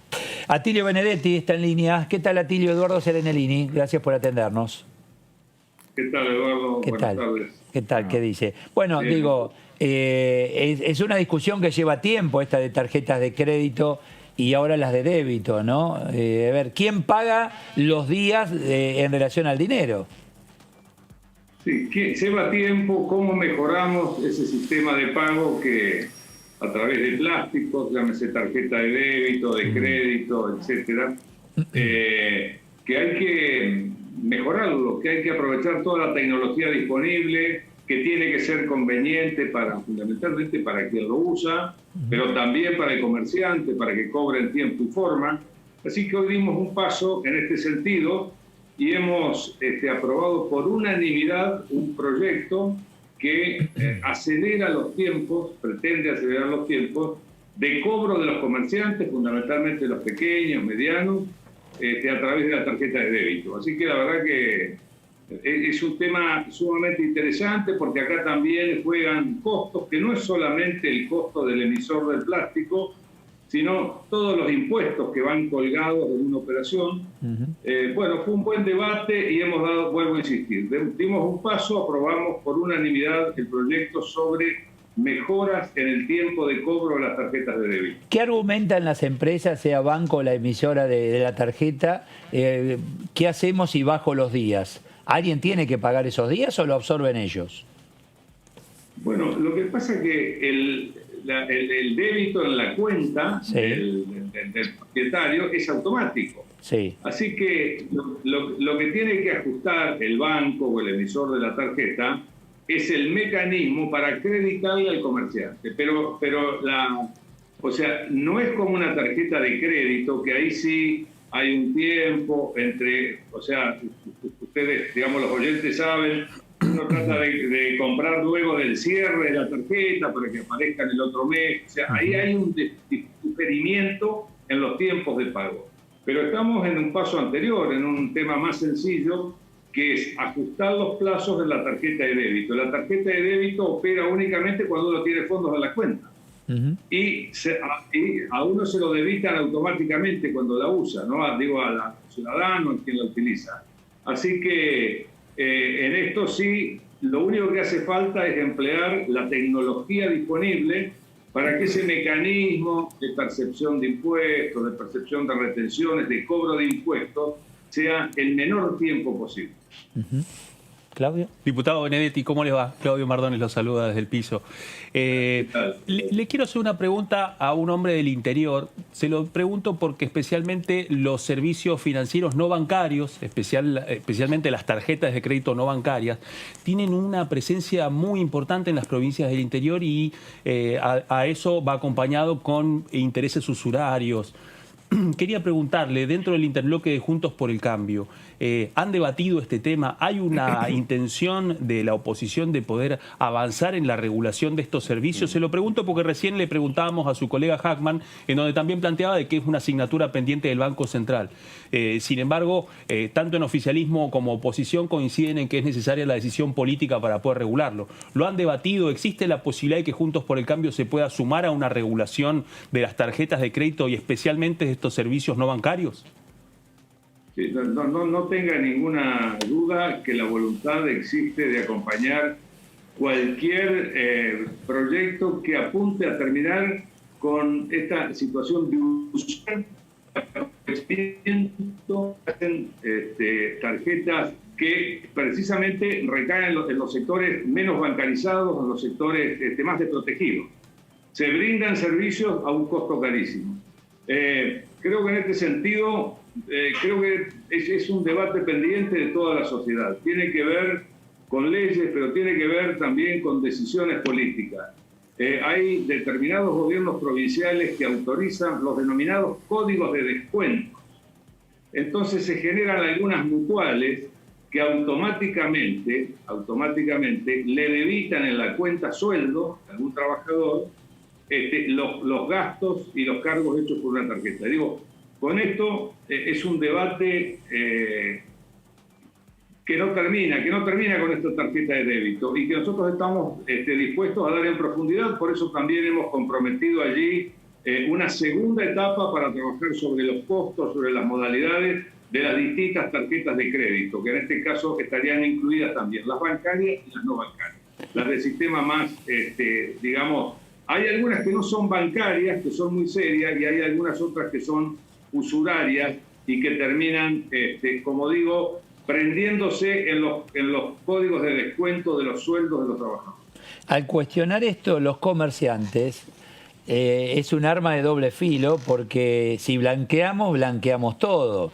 Hay mucho comerciante, importante cantidad, que trabaja en negro y una gran cantidad de movimiento. O sea que por algo nos llevan al efectivo. Te vendo en efectivo, digo porque va a venir bien, porque en definitiva es lo que uno quiere, que pague la mayor cantidad de gente posible los impuestos que pagamos algunos. Estamos de acuerdo, y el debate también se dio hoy en la comisión. ¿Ah, sí? Hay demasiados impuestos provinciales, municipales, asociados a las ventas, porque además no es solamente la alícuota de ingresos brutos, sino que hay percepciones, retenciones a cuenta, de acuerdo a dónde está el domicilio de quien adquiere. Este es un gran debate que creo que se comenzó a dar en el gobierno anterior, luego las circunstancias han hecho que se hayan suspendido los pactos fiscales. Los pactos fiscales apuntaban a bajar la carga impositiva de las distintas provincias. Esto también repercute en las compras, como decimos, en blanco, a través de los plásticos, y que afectan también al natural funcionamiento que debiera tener la sustitución del dinero por un mecanismo de plástico como el que estamos haciendo. Diputado, ¿cómo le va? Leonardo Fredes lo saluda desde el estudio. Le consulto sobre el tema de las comisiones de tarjetas de crédito, sobre tarjetas de crédito y tarjetas de débito. La idea es bajar del 3 al 1,5 y bajar del 1,5 al 0,5 en el caso de las de débito. ¿Ustedes qué idea tienen con esos números y con ese proyecto fundamentalmente? Y sí, tenemos, lo hemos considerado, hemos tratado de hacer alguna, legislar comparativamente con algunas otras regiones, con algunos otros países, y lo que los hemos encontrado que han ido bajando paulatinamente las comisiones. Esto es un dato a tener en cuenta. De cuando comenzaron, que cobraban algunas porcentajes hasta del 10%, a hoy que ya estamos hablando con costos por debajo del 3, por debajo del 2 y por debajo del 1 también, en el caso de las de débito 0,90. Estamos también tratando de que bajen algo más, pero lo que más impacta es lo que estábamos hablando recién, es decir, la cantidad de impuestos asociados que tiene una compra de alguien que utilice un medio de pago de estas características en blanco, como debiera ser todas las compras, pero lógicamente que cuando la compra se hace con dinero hay más posibilidades de que el comerciante evada el pago de los tributos correspondientes. Se trató el tema de los comercios de proximidad, hablo de alimentos, donde el postnet lo tiene, a vos te aceptan tarjeta, pero cuando llega el resumen llega a nombre del mayorista de ese comerciante de proximidad. O sea que el mayorista llevó el postnet y el comerciante del barrio la ve pasar. O sea, esto es otra realidad. Sí, o sea, sobran realidades. Digo, es un tema que da para mucha conversación. Creo que tenemos una necesidad de simplificar. Todo esto tiene, el origen que tiene también, es para evitar dobles facturaciones, para evitar, para eludir impuestos. Digo, porque hay demasiada pesada carga en muchos casos. A mí me parece que el desafío nuestro también es luchar con los plazos para cortarlos, porque la tecnología lo permite. Trabajar sobre las comisiones, porque es razonable que las comisiones sean razonables. Y también tenemos que trabajar por una simplificación impositiva. Hay una maraña, en algunas provincias realmente una maraña impositiva que complejizan, y entonces por eso aparece un POSNER a nombre del mayorista o etcétera, ¿no? Y el comerciante lo acepta, porque de lo contrario pierde posibilidades de venta también. Claro, exactamente, es así. Y en definitiva todos estos recargos lo termina pagando el consumidor final, porque el comerciante traslada todo. Por supuesto. Creo que tenemos una gran tarea. Esto es una tarea que excede a cualquier gobierno, ¿no? Poder simplificar, poder bancarizar mayor cantidad de operaciones, y para eso es necesario aliviar costos de todo tipo, pero fundamentalmente impositivos. Gracias, Benedetti, por el tiempo, muy amable. Muchas gracias. No, al contrario, gracias a ustedes. Gracias. Y te digo, tener que reestructurar esto en momentos de necesidad, donde el fisco necesita, ¿no? Es complejo. Bueno, y porque de hecho hay necesidades, ¿viste? Bueno, de es todo que el mundo, este es el tema. O sea, Benedetti hablaba de una serie de impuestos provinciales, de los cuales además cada administración provincial en medio de esta crisis se ha agarrado con uñas y dientes. Eso ha implicado la suspensión de los pactos fiscales y la posibilidad de que el Poder Ejecutivo mande un nuevo pacto fiscal también. O sea que eso posiblemente forme parte de esta discusión. Y a su vez los municipios. Bueno. Los municipios con las tasas, vos fijate, está todo el mundo, ¿viste? Pero me vino otra tasa, bueno, porque todos necesitan recursos, si no achicás el gasto está complicado, Leo. Sí, y de lo que decía Benedetti también con el tema de las mutuales y aquellos usurarios que te cobran préstamos, en las provincias se dan muchos por la realidad de que hay mucho empleo público y estaban muy unidos las nóminas salariales con estas empresas mutuales o que cobraban créditos, porque había una especie de connivencia que después se logró sacar, pero había algún empleado infiel. ¿Te asegurás el cobro? Claro, sí o sí. Seguro. También habían logrado penetrar en ANSES. Finalmente con una legislación del Congreso se logró parar eso. Pero, o sea, probaban a muchos jubilados. Claro. El viejo tema del descuento por planilla. Claro, el viejo tema del descuento por planilla. Sí. Eso ya no. Bueno, la nueva forma es la que nos contaba. Recién. Esta es la nueva manera. Siempre van encontrando el vericuesto para ir burlándolo, ¿no? Y el consumo está, porque ahora lo peor, y que lamentablemente ocurrió ahora en plena pandemia, es que la gente va con las tarjetas al supermercado. Exactamente. Entonces vos estás comprando un alimento que lo pagás dentro de 3 meses, ya lo comiste hace... Exactamente. Entonces es una situación, pero no había alternativa. Bueno, en estos días de venta electrónica que ponen uno en mayo y uno en noviembre, que pusieron hace poco, había dado hace 2 o 3 años... Pero ahí nadie te pone un revólver. No, pero había dado hace 2 o 3 años que había mucho consumo de alimentos. Con ese mecanismo. Que siempre era electrónico, televisores, aire acondicionado. Y había dado No, pensé que vos te referías a la gente que compra mucho electrónico. No, digo y con una escena que se viene repitiendo de los últimos años, como dice Leo, que tiene que ver con el síndrome del changuito vacío. Es decir, que la posibilidad de compra que antes podía alcanzar a 20 productos, a veces no supera los 7, los 8. Observen, hablando de esto, me hiciste acordar algo. ¿Vas al supermercado? Sí. Bueno, vos también. Sí, totalmente. Bueno, ¿te acordás del supermercado de hace unos años? Era profundo. ¿Te acordás? Ahora observaban cómo son así chatos. Exactamente. ¿Por qué? Porque vos te da la sensación que va lleno. Pero es así, no tiene profundidad. Antes metías al pibe dentro del changuito, iba parado el nene. ¿Te acordás? Era una cosa. Ahora no, pero tiene que ver con esto que vos decís. Las cámaras... Lamentablemente, y aparte, digamos, especialmente las cámaras de comercio, las cámaras de supermercados, es un dato permanente de los últimos años que se ha incrementado mucho más. Mucho más. No solamente primera necesidad, sino es compra, como decías vos, de esos alimentos de primera necesidad. A Con 30, tarjeta y en 60, cuotas. Exactamente. Y en cuotas. Que esas cuotas no son sin interés. No, para nada. Son con Para interés. nada, Y exactamente. aparecen después, ojo, yo no cuestiono al empresario va buscando la oportunidad de después vos sos el que decide, pero que tienen sus propias tarjetas de crédito. Claro. Bueno, el que te da Que no es solo el electrodoméstico, que tiene la casa de electrodoméstico, tiene su propia tarjeta y el negocio, hoy lo contábamos acá en el programa temprano, no es vender la plancha, el negocio es la financiación en relación a la plancha. Totalmente. La excusa es la plancha. Bueno, en alimentos pasó lo mismo. El ¿Viste que hay muchos supermercado, supermercados? el que te da 3, 6 cuotas es el Sí. que tiene su propia tarjeta financiera. Sí.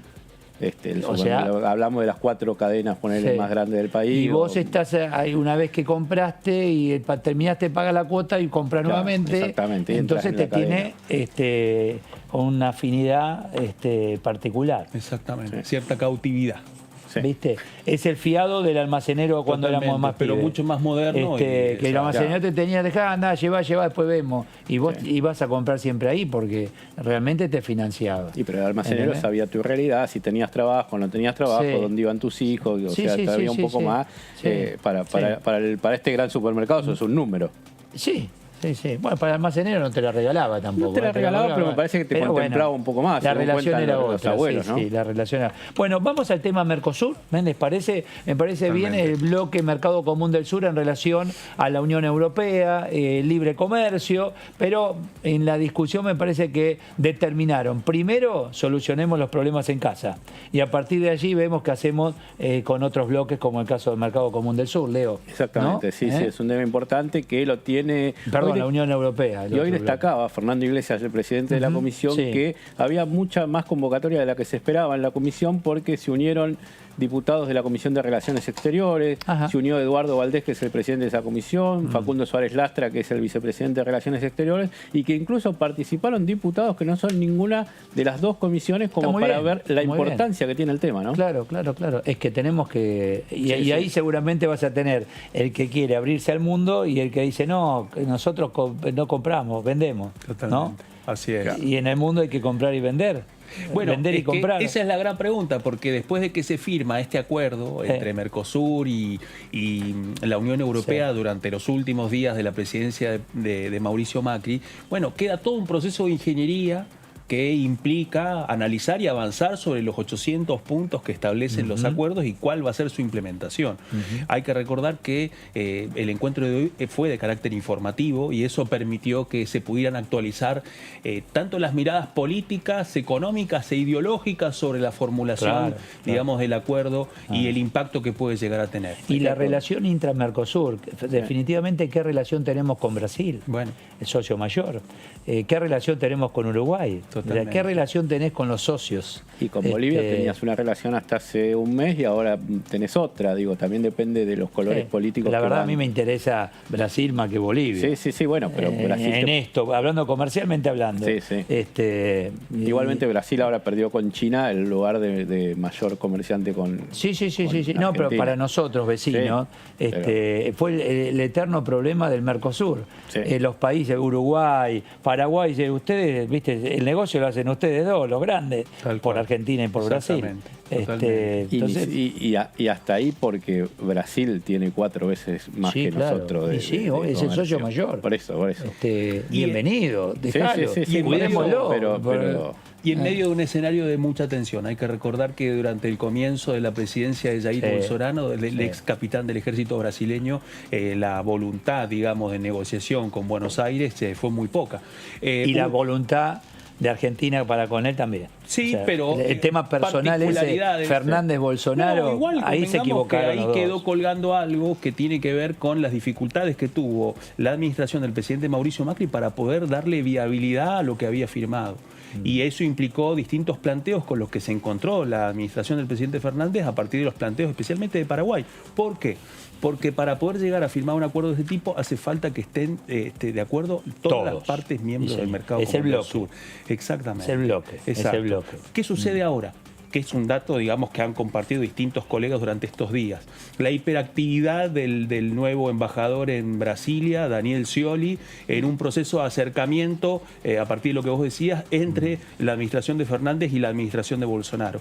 Entiendo que parte de toda esta discusión también tiene que ver con un trabajo discreto, como siempre sucede en diplomacia, los temas más importantes no se hacen público. Un Scioli que podés estar de acuerdo o no, pero la relación con la empresa pequeña y mediana la tiene clara. Y fue con la instrucción de recomponer.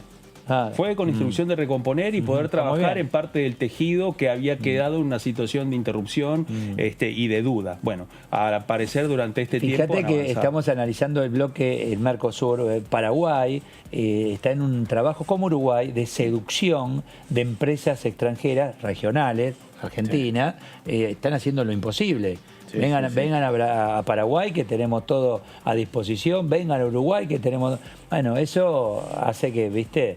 Es lo que yo te decía, porque yo decía, ustedes se dedican a los commodities. Y te recuerdo algo. Y el mercado común del suelo es otra cosa. Y acoto algo. Del otro lado del mostrador, del otro lado del Atlántico, ¿cuál era uno de los principales reparos que estaban haciendo, especialmente en Francia y en Alemania? Recordemos que la presidencia de la Unión Europea ahora está en manos de Alemania, pero el tema ambiental. El tema ambiental. Claro, el tema ambiental Brasil. Y la deforestación del Amazonas. Claro. Exactamente. Un tema además que, por cierto, a Bolsonaro lo obligó a hacer una autodefensa pública que, digamos, no la pudo sostener con lo que estaba pasando en el Amazonas. Ahora, ¿cuál es la pregunta de lo que viene? Y bueno, ¿cómo va a impactar esto que venimos hablando tantas veces? ¿Cómo va a impactar la pospandemia? ¿Dónde va a impactar primero el rebote? ¿Cuál va a ser el comportamiento de esas demandas? Ahí tenés la biblioteca dividida, ¿no? Tenés el que dice, los países se van a cerrar. Y otro que te dice, los países van a abrir como nunca porque necesitas vender, intercambiar, etcétera, y trabajar entre todos. Entonces, viste, vas a tener algo ideológico de por medio también, y bueno, y eso se trata. Y los planteos de las cámaras empresarias, además. ¿Qué plantean? No, bueno, buscar algunos puntos de interlocución que les permitan prepararse para lo que va a ser el comercio interregional del año que viene, bueno, si es que eso se dinamiza. El ejemplo más claro es la industria automotriz. Exactamente. Que vos tenés componentes, te subís al auto y tenés las cubiertas son brasileñas, tenés algún componente de Paraguay, poco y nada, pero ellos lo que quieren es eso. Bueno, a ver, porcentajes intra-Mercosur para que nos sirva a todos. Exactamente. Leo, ¿no? Sí, y legislar en ese sentido, pero bueno, tener que cuidar los puestos de trabajo de adentro, pero dar facilidades para la inversión. Entonces caemos en un tema que atraviesa muchos de los debates que hemos tenido. Terminás hablando de globalización, porque en definitiva es eso. Terminás hablando que todos nos necesitamos, a algunos no les gusta. Terminás hablando que si vos querés que yo te compre, bueno, comprame. Eso también es importante tenerlo en cuenta. ¿No? ¿Te acordás aquella política de Guillermo Moreno de que la inversión tenía que tener su espejo? Si exportás vaso, tráeme también pollo, algo así. Sí, con el café. No, al revés. Si me importás algo del mundo, bueno, exportá algo nuestro. Aunque no sea de tu actividad. Bueno, se armaron unos líos. Era una polémica que fue polémica, pero fue original. Muy criticada, pero que tiene que ver también con todo esto. Bueno, Fernández, en relación a este tema, decía lo siguiente. Carlos Fernández. Es razonable que haya disidencias en una cuestión de estas características. Digo, es un acuerdo que lleva 20 años de discusión. 20 años. Obviamente ha habido consultas a los sectores productivos, han participado provincias. También es cierto que a lo largo de 20 años van cambiando los actores. Y hay un juego de intereses permanentes que se da no solamente aquí en Mercosur, sino, digamos, también dentro de Europa. De hecho, dentro de Europa no hay un criterio unánime de mirada relacionada con este tema.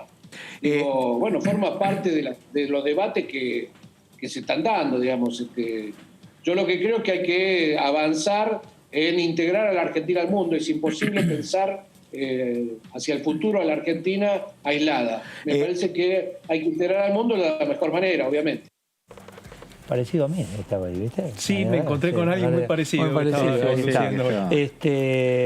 Pero el tema explicaba muy bien el diputado la situación regional en cuanto a provincia de Buenos Aires, Tandil.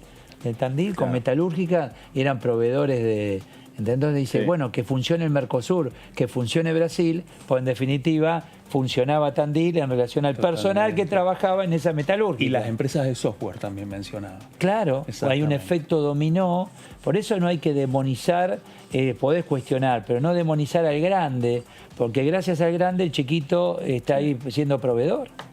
Y sí, se el tema es necesitan. cómo- el Hay tema- malos grandes y hay malos chicos. El ¿qué va a tema es hacer? cómo poder regularlo. Ese es el problema. Y en estas negociaciones normalmente se profundiza mucho más esas necesidades de regular. Bueno, a buena hora, ¿no? Una Claro. muestra de eso tiene que ver los años de dificultades que hubo para que hubiera un acuerdo posible entre el Mercosur y la Unión Europea. Porque, como vos decís, los más chiquitos, especialmente los productores Sí, sí, sí. agropecuarios de Francia y de distintos países europeos, de los que más se resistían para poder Bueno, llegar a es un mal, acuerdo. porque vos sos chiquito. Es más, primero, te exigen calificar para poder ser proveedor del grande. Pero o sea, que a ¿sabés vos te por qué? elevas, te No, eleva, pero te tiene eleva. que ver con el rol de los subsidios también. Bueno, Porque sí, ahí claro. nos encontramos con otro dato, que las grandes potencias europeas en medio de esta negociación son los que impulsan la mayor cantidad de subsidios en el medio de estas Sí. negociaciones, especialmente para el sector agropecuario. Bueno, ahí es donde tenés que saber Imagínate negociar. para un país como la Argentina o un país como Brasil, que todavía están en un proceso en donde son grandes productores de materias primas, y todavía no han llegado a avanzar en un nivel de industrialización que les permita exportar con valor agregado. Saludamos al diputado Fernando Iglesias. Fernando Eduardo Serenellini, gracias por atendernos. ¿Qué tal? ¿Cómo estás, Eduardo? Bien, muy bien. Gusto de verte. Gracias, igualmente, muy bien. Digo, a buena hora abrirnos al mundo. El tema es que la biblioteca está dividida. Estarán aquellos que dicen, no cerramos, y otros dicen, abrirnos, y ahora más que nunca. Bueno, a mí me parece que la experiencia histórica argentina es muy clara al respecto. La Argentina fue un gran país, estuvo entre los más ricos del mundo y era la meta de la inmigración europea, de gente que probablemente como tus antepasados y los míos se vinieron de los países europeos a vivir acá, cuando tuvo una orientación al mundo y cuando fue un país abierto al mundo, que por supuesto defendía sus propios intereses, pero con una perspectiva de apertura y de participación en la economía y en la política internacional.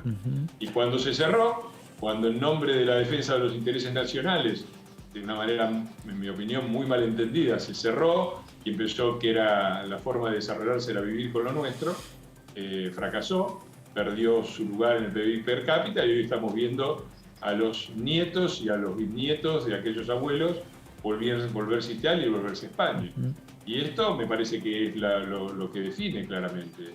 Durante mucho tiempo se nos ha dicho que la globalización y la apertura al mundo y los mercados abiertos eran una maniobra de las potencias desarrolladas, Estados Unidos y la Unión Europea, que querían destruir nuestra industria. La verdad es que a medida que avanzó la globalización, los grandes ganadores fueron los países subdesarrollados, que pasaron a ser potencias emergentes. China es el mejor ejemplo. Y los que han pagado los costos más altos han sido, por el contrario, tanto Europa como los Estados Unidos. ¿Y cuál es el punto de partida hoy de este Mercosur en diálogo con la Unión Europea, con aquel bloque? Bueno, el punto de partida es justamente el acuerdo por el cual tuvimos hoy una reunión informativa muy interesante, porque se expresaron todas estas polémicas y todas estas visiones distintas. Me parece que predomina claramente en Juntos por el Cambio una visión favorable al acuerdo. Fue nuestro gobierno, después de 20 años de negociaciones en las que participaron todos los gobiernos anteriores, se logró un acuerdo que, por supuesto, no es perfecto. Ningún acuerdo comercial respeta todos los intereses. Es un acuerdo y, por lo tanto, intenta encontrar beneficios para ambos. Pero no nos cabe duda de que el contenido total es muy favorable, sobre todo porque en los sectores más delicados y que más preocupan a algunos, fija plazos de adhesión de hasta 10 y 15 años.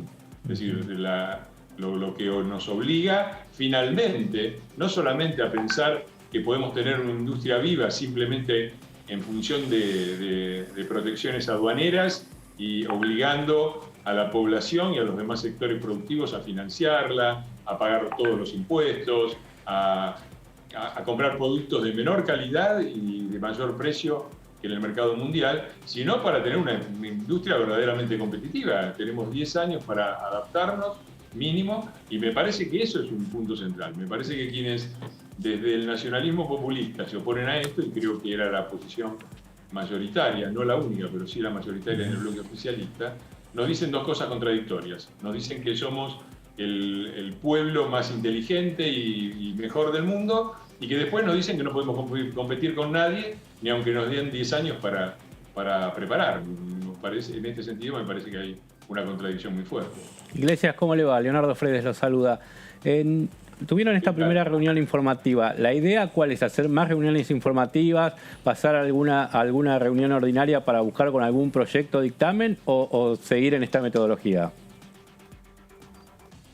No, hemos tenido ya reuniones no informativas sobre otros temas. En el caso específico del acuerdo Unión Europea-Mercosur, nosotros no tenemos una capacidad normativa. Sí tenemos algunos proyectos interesantes, como por ejemplo el de la diputada Lehmann, que propone crear una comisión bicameral de seguimiento de este acuerdo, y me parece que es una buena propuesta. La magnitud y la importancia de este acuerdo son decisivos para toda la región y en especial para la Argentina.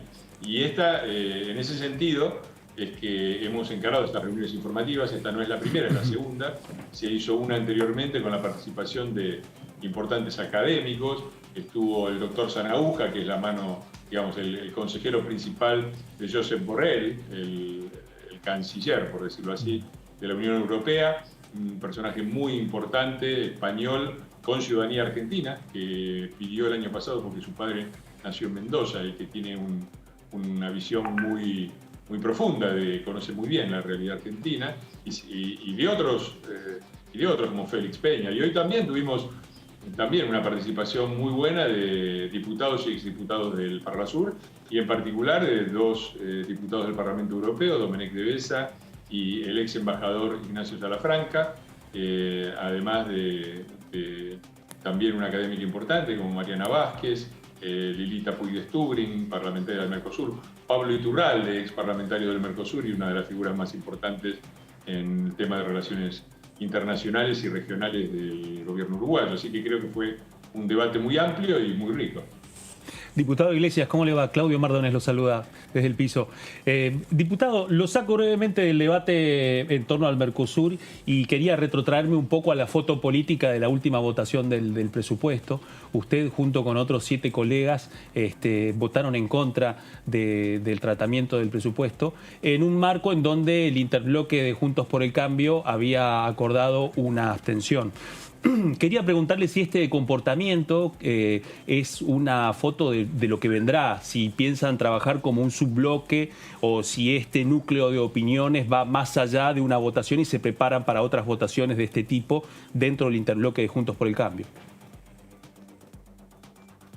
No, me parece que fue muy clara la posición del interbloque de que era imposible votar un presupuesto de este tipo y en estas condiciones, en las cuales sigue rigiendo toda una serie de disposiciones y medidas de emergencia y de decretos de NEUS que intentamos tratar de derogar, como el que le da la potestad al jefe de gabinete de mover todas las partidas. No tiene mucho sentido votar un presupuesto si el jefe de gabinete después puede hacer lo que quiere con el dinero. Y en ese sentido me parece que el interbloque se expresó muy claramente en sus discursos sobre la imposibilidad de acompañar este dictamen. Hubo quienes lo hicieron mayoritariamente a favor, a través de una abstención, y hubo quienes quisimos subrayar nuestro desacuerdo metodológico y republicano con respecto a las reglas con las que se estaba sancionando votando en contra, pero eso no implica ningún tipo de división del interbloque, ni muchísimo menos. En este momento donde, Fernando, se necesitan dólares, que Argentina tenga ingresos, donde se necesita que el sector privado apueste al país, etcétera, ¿qué pasa con la situación de seguridad jurídica, impuesto o aporte solidario? ¿Todo eso ayuda? ¿Genera más dudas? No, a nosotros nos parece que claramente el gobierno está extraviado en este sentido. Toda su política económica fue la misma que aplicó durante 12 años, no es ninguna sorpresa, nada más que lo aplicó con precios de la soja que llegaron a $650 y que fueron el promedio en los 12 años fueron de $480. Entonces, claramente había un colchón de ingresos que permitía tomar este tipo de medidas. Ahora, en una situación que ha cambiado, con los commodities que han bajado, con el fin del ciclo de la bondad de los commodities que ha impactado en toda la región, se ven cuáles son las consecuencias del sesgo anti-exportador que tiene este gobierno. Este gobierno sistemáticamente castiga a los sectores más competitivos y avanzados de la Argentina, que por definición son los que pueden exportar, porque si uno produce competitivamente un producto de alta calidad a un precio razonable, no tiene ningún motivo para venderlo solamente en el mercado argentino, que es muy pequeño, sino que exporta, ¿no? Entonces, esos sectores han sido castigados por toda una serie de políticas, en particular las retenciones, la inestabilidad permanente, el desmanejo en el tipo de cambio. Nos criticaban mucho a nosotros y en parte tenían razón, porque nosotros tuvimos claramente un problema cambiario con el dólar. Pero cuando nosotros asumimos, el dólar estaba en 14, 15 pesos y hasta el día anterior a las PASO estaba en 47, es decir, más o menos se había triplicado en casi 4 años. Y ahora de 47 estamos en 160, mucho más que triplicó en un lapso de prácticamente un año. Entonces, todo este descontrol y además las medidas claramente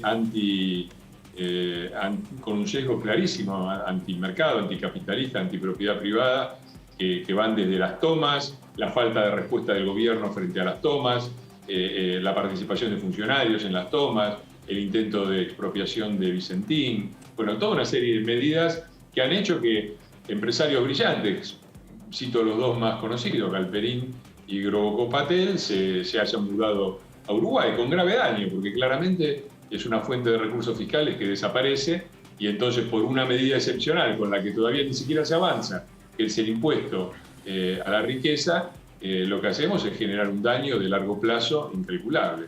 Nos parece que son todas políticas cerradas, nos hemos opuesto y nos seguiremos oponiendo desde nuestro rol, que justamente es el de la oposición. Es que en el propio mercado común del sur tenemos aquellos que seducen, por ejemplo Paraguay, también Uruguay obviamente, seducen a empresarios argentinos a instalarse en sus países, con beneficios por supuesto, que nosotros no tenemos.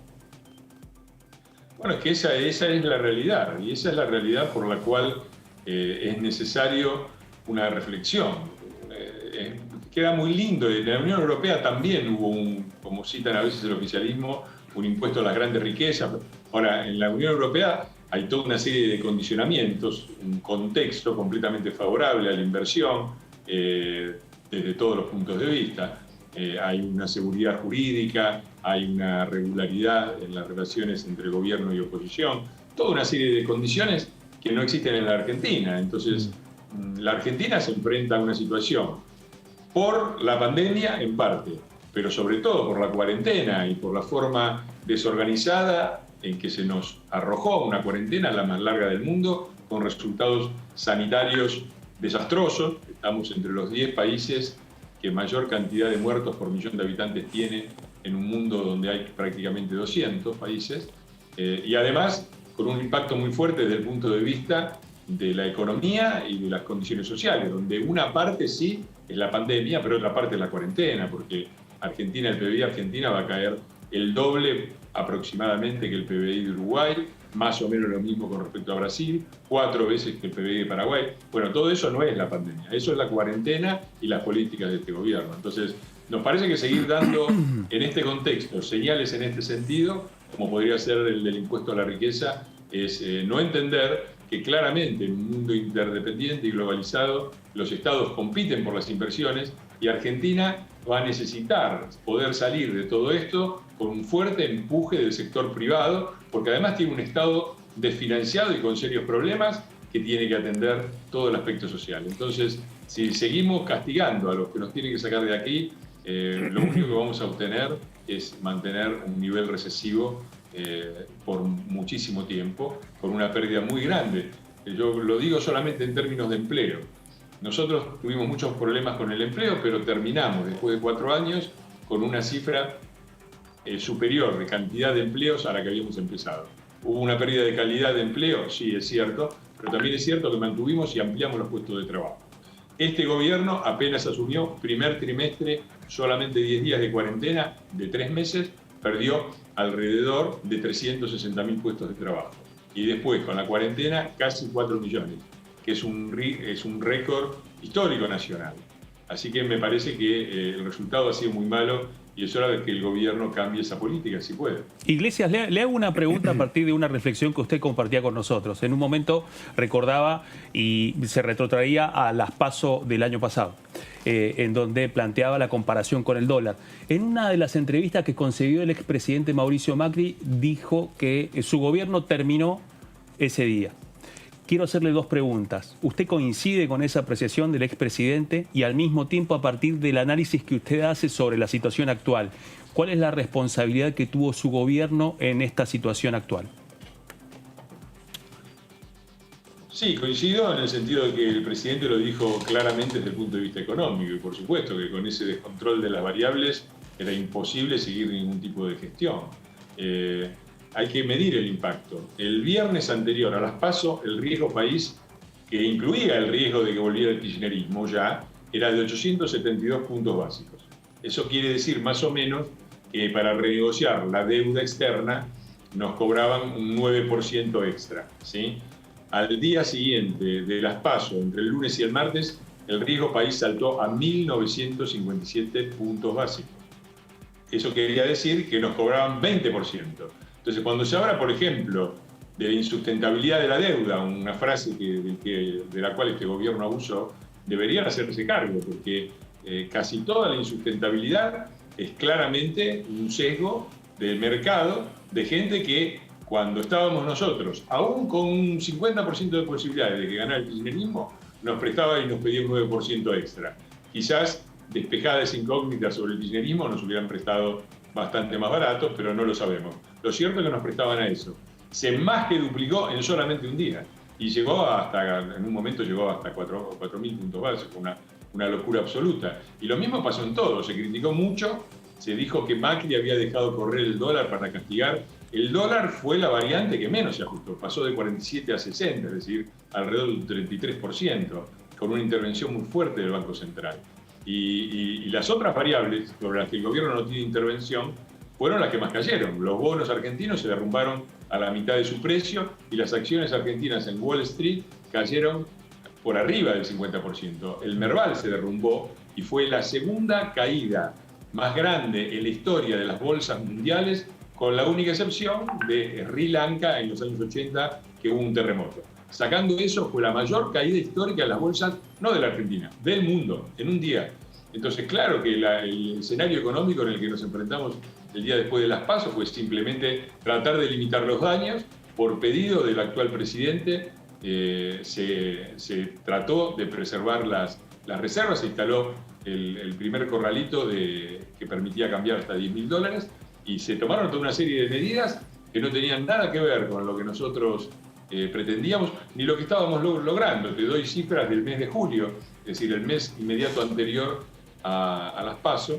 La Argentina estaba creciendo a más del 2%, la inflación era de 2,1%, la inflación en mayorista, que es la que predice el futuro, estaba en 0,1%, estaba el fenómeno inflacionario muy, muy controlado, y la industria y la construcción crecían entre el 3 y el 4% mensual.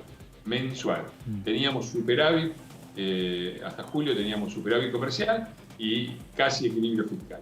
Y eso es lo que dejamos. Este gobierno asumió diciendo que tenía tierra arrasada y en realidad nosotros nos hacemos cargo de las consecuencias de la economía de bolsillo, que fueron muy duras en los 2 últimos años de gestión, nada que ver con lo que está pasando ahora, pero fueron duras.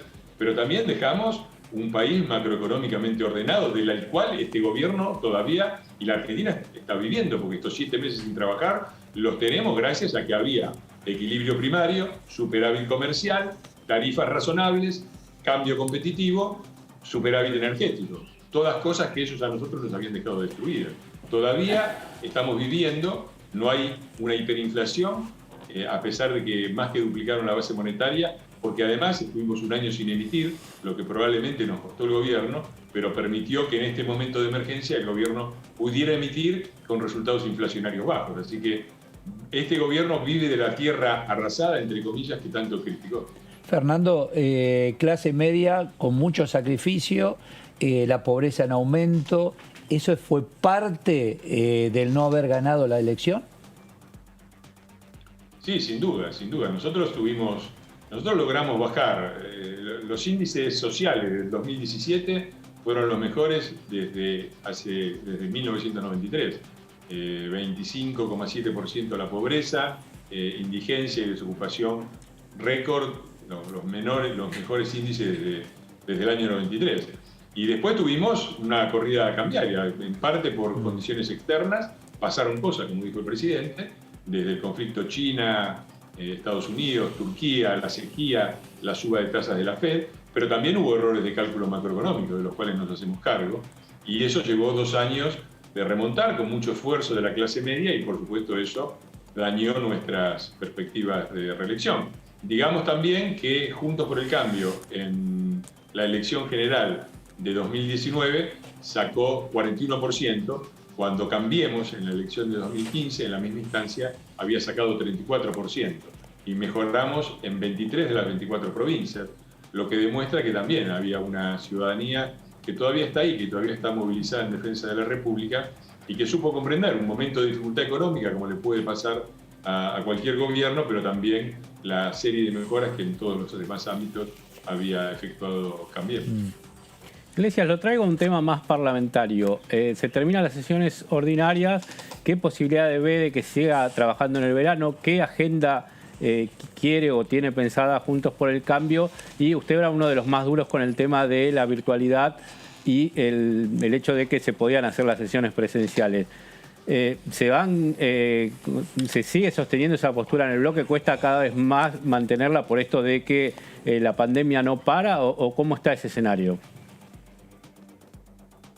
No, nosotros obviamente, si el gobierno cita sesiones extraordinarias, vamos a estar ahí, como siempre, y creemos, sí, que existe una gran dificultad para pensar que algunos de los proyectos que nosotros llevemos adelante avancen. Normalmente lo que sucede con la absoluta mayoría es que no avanzan porque no tenemos mayoría, y cuando hay alguno que le interesa al oficialismo, lo representa con la firma de un diputado de ellos y lo saca como proyecto propio. Esa es la mecánica que hemos visto en estos 2 años y que creemos que va a seguir. Con respecto a las sesiones virtuales, digo, un país donde los casinos están abiertos y las escuelas están cerradas, donde se juega fútbol, pero no puede haber sesiones presenciales en el Congreso, es un absurdo, es un absurdo. Como es un absurdo especialmente en el caso del Senado. Yo me pregunto, ¿qué cuesta trasladar las sesiones del recinto del Senado al recinto de la Cámara de Diputados? Son 72 senadores en 257 puestos. Se pueden sentar con 2 butacas de distancia, sin ningún problema. ¿Cuál es la razón por la cual el Senado no sesiona de manera presencial en diputados? ¿Y cuál es la razón por la cual, después de 7 meses de cuarentena, el presidente de la Cámara de Diputados, Sergio Massa, todavía no encontró un escenario alternativo para garantizar las condiciones de seguridad sanitaria y hacerlas compatibles? Bueno, es muy claro, es muy claro. El oficialismo no quiere ir a las sesiones presenciales porque prefiere este simulacro de parlamento donde los diputados están detrás de una pantalla, a veces en posiciones bastante indecorosas, y puedo comentarlo, pero sobre todo no tienen que venir ahí, dar la cara, prestarse al debate parlamentario. Digo, esto es una cosa completamente distinta de la mecánica parlamentaria. Además, le quita a la oposición una herramienta fundamental que todas las oposiciones han ejercido con derecho, que es negar el quórum. Está claro que en estas condiciones las sesiones virtuales ofrecen una suerte de quórum automático del cual se aprovecha el oficialismo, y ese es el principal motivo por el cual seguimos con esta, porque si no, no nos costaría nada. Le hago, disculpe que lo interrumpa, le hago una brevísima consulta, diputado, discúlpeme que lo interrumpe. A partir de lo que usted plantea de su desacuerdo con respecto a al sistema telemático del Senado, ¿esto quiere decir que usted está en desacuerdo con las autoridades de Juntos por el Cambio que dieron su acuerdo para poder renovar el mecanismo y el procedimiento telemático que funciona y que fue renovado ahora? Sí, yo me lo he dicho pública, mi opinión. Mi opinión desde el inicio, cuando comenzaron las sesiones virtuales, fue que nos estábamos metiendo en algo de lo que después iba a ser muy difícil salir. Y creo que es exactamente la situación en la que estamos ahora, en un limbo en el cual aparece ante la opinión pública que el Congreso está funcionando, y quienes estamos allí adentro nos damos cuenta de todas las limitaciones de todo tipo que hay. Acá ha habido situaciones en las cuales se ha cortado la luz en algún barrio Me temo que los cortes son cada vez más frecuentes, en los cuales un diputado no tiene forma de votar, hay problemas con el tema de Internet, problemas de todo tipo que no garantizan ni un debate como tiene que ser, presencial, dando la cara, poniendo el cuerpo, ni garantizan un sistema de votación confiable. Gracias. Para no hablar de cosas escandalosas como las que pasaron, y no me refiero al diputado Ameri, me refiero sobre todo a la sesión en la que quienes estábamos allí presentes no estábamos presentes y los que estaban como fantasmas en las pantallas eran los que participaban de la sesión, una cosa que creo que no se ha visto en ningún lugar del mundo. Gracias, diputado Iglesias. Muchas gracias. Al contrario, muchísimas gracias. Gracias, muy amable, gracias. Bueno, nos tenemos que ir. Gracias. Bueno, un placer. Chau, Gracias por Claudio. todo. Chau, Muchas Leo. gracias, nos vemos, Tres más seguidos, esa combinación que te queda muy bien. Muy buena. Muy bien. Gracias a todos, que lo pasen bien. Chau, chau.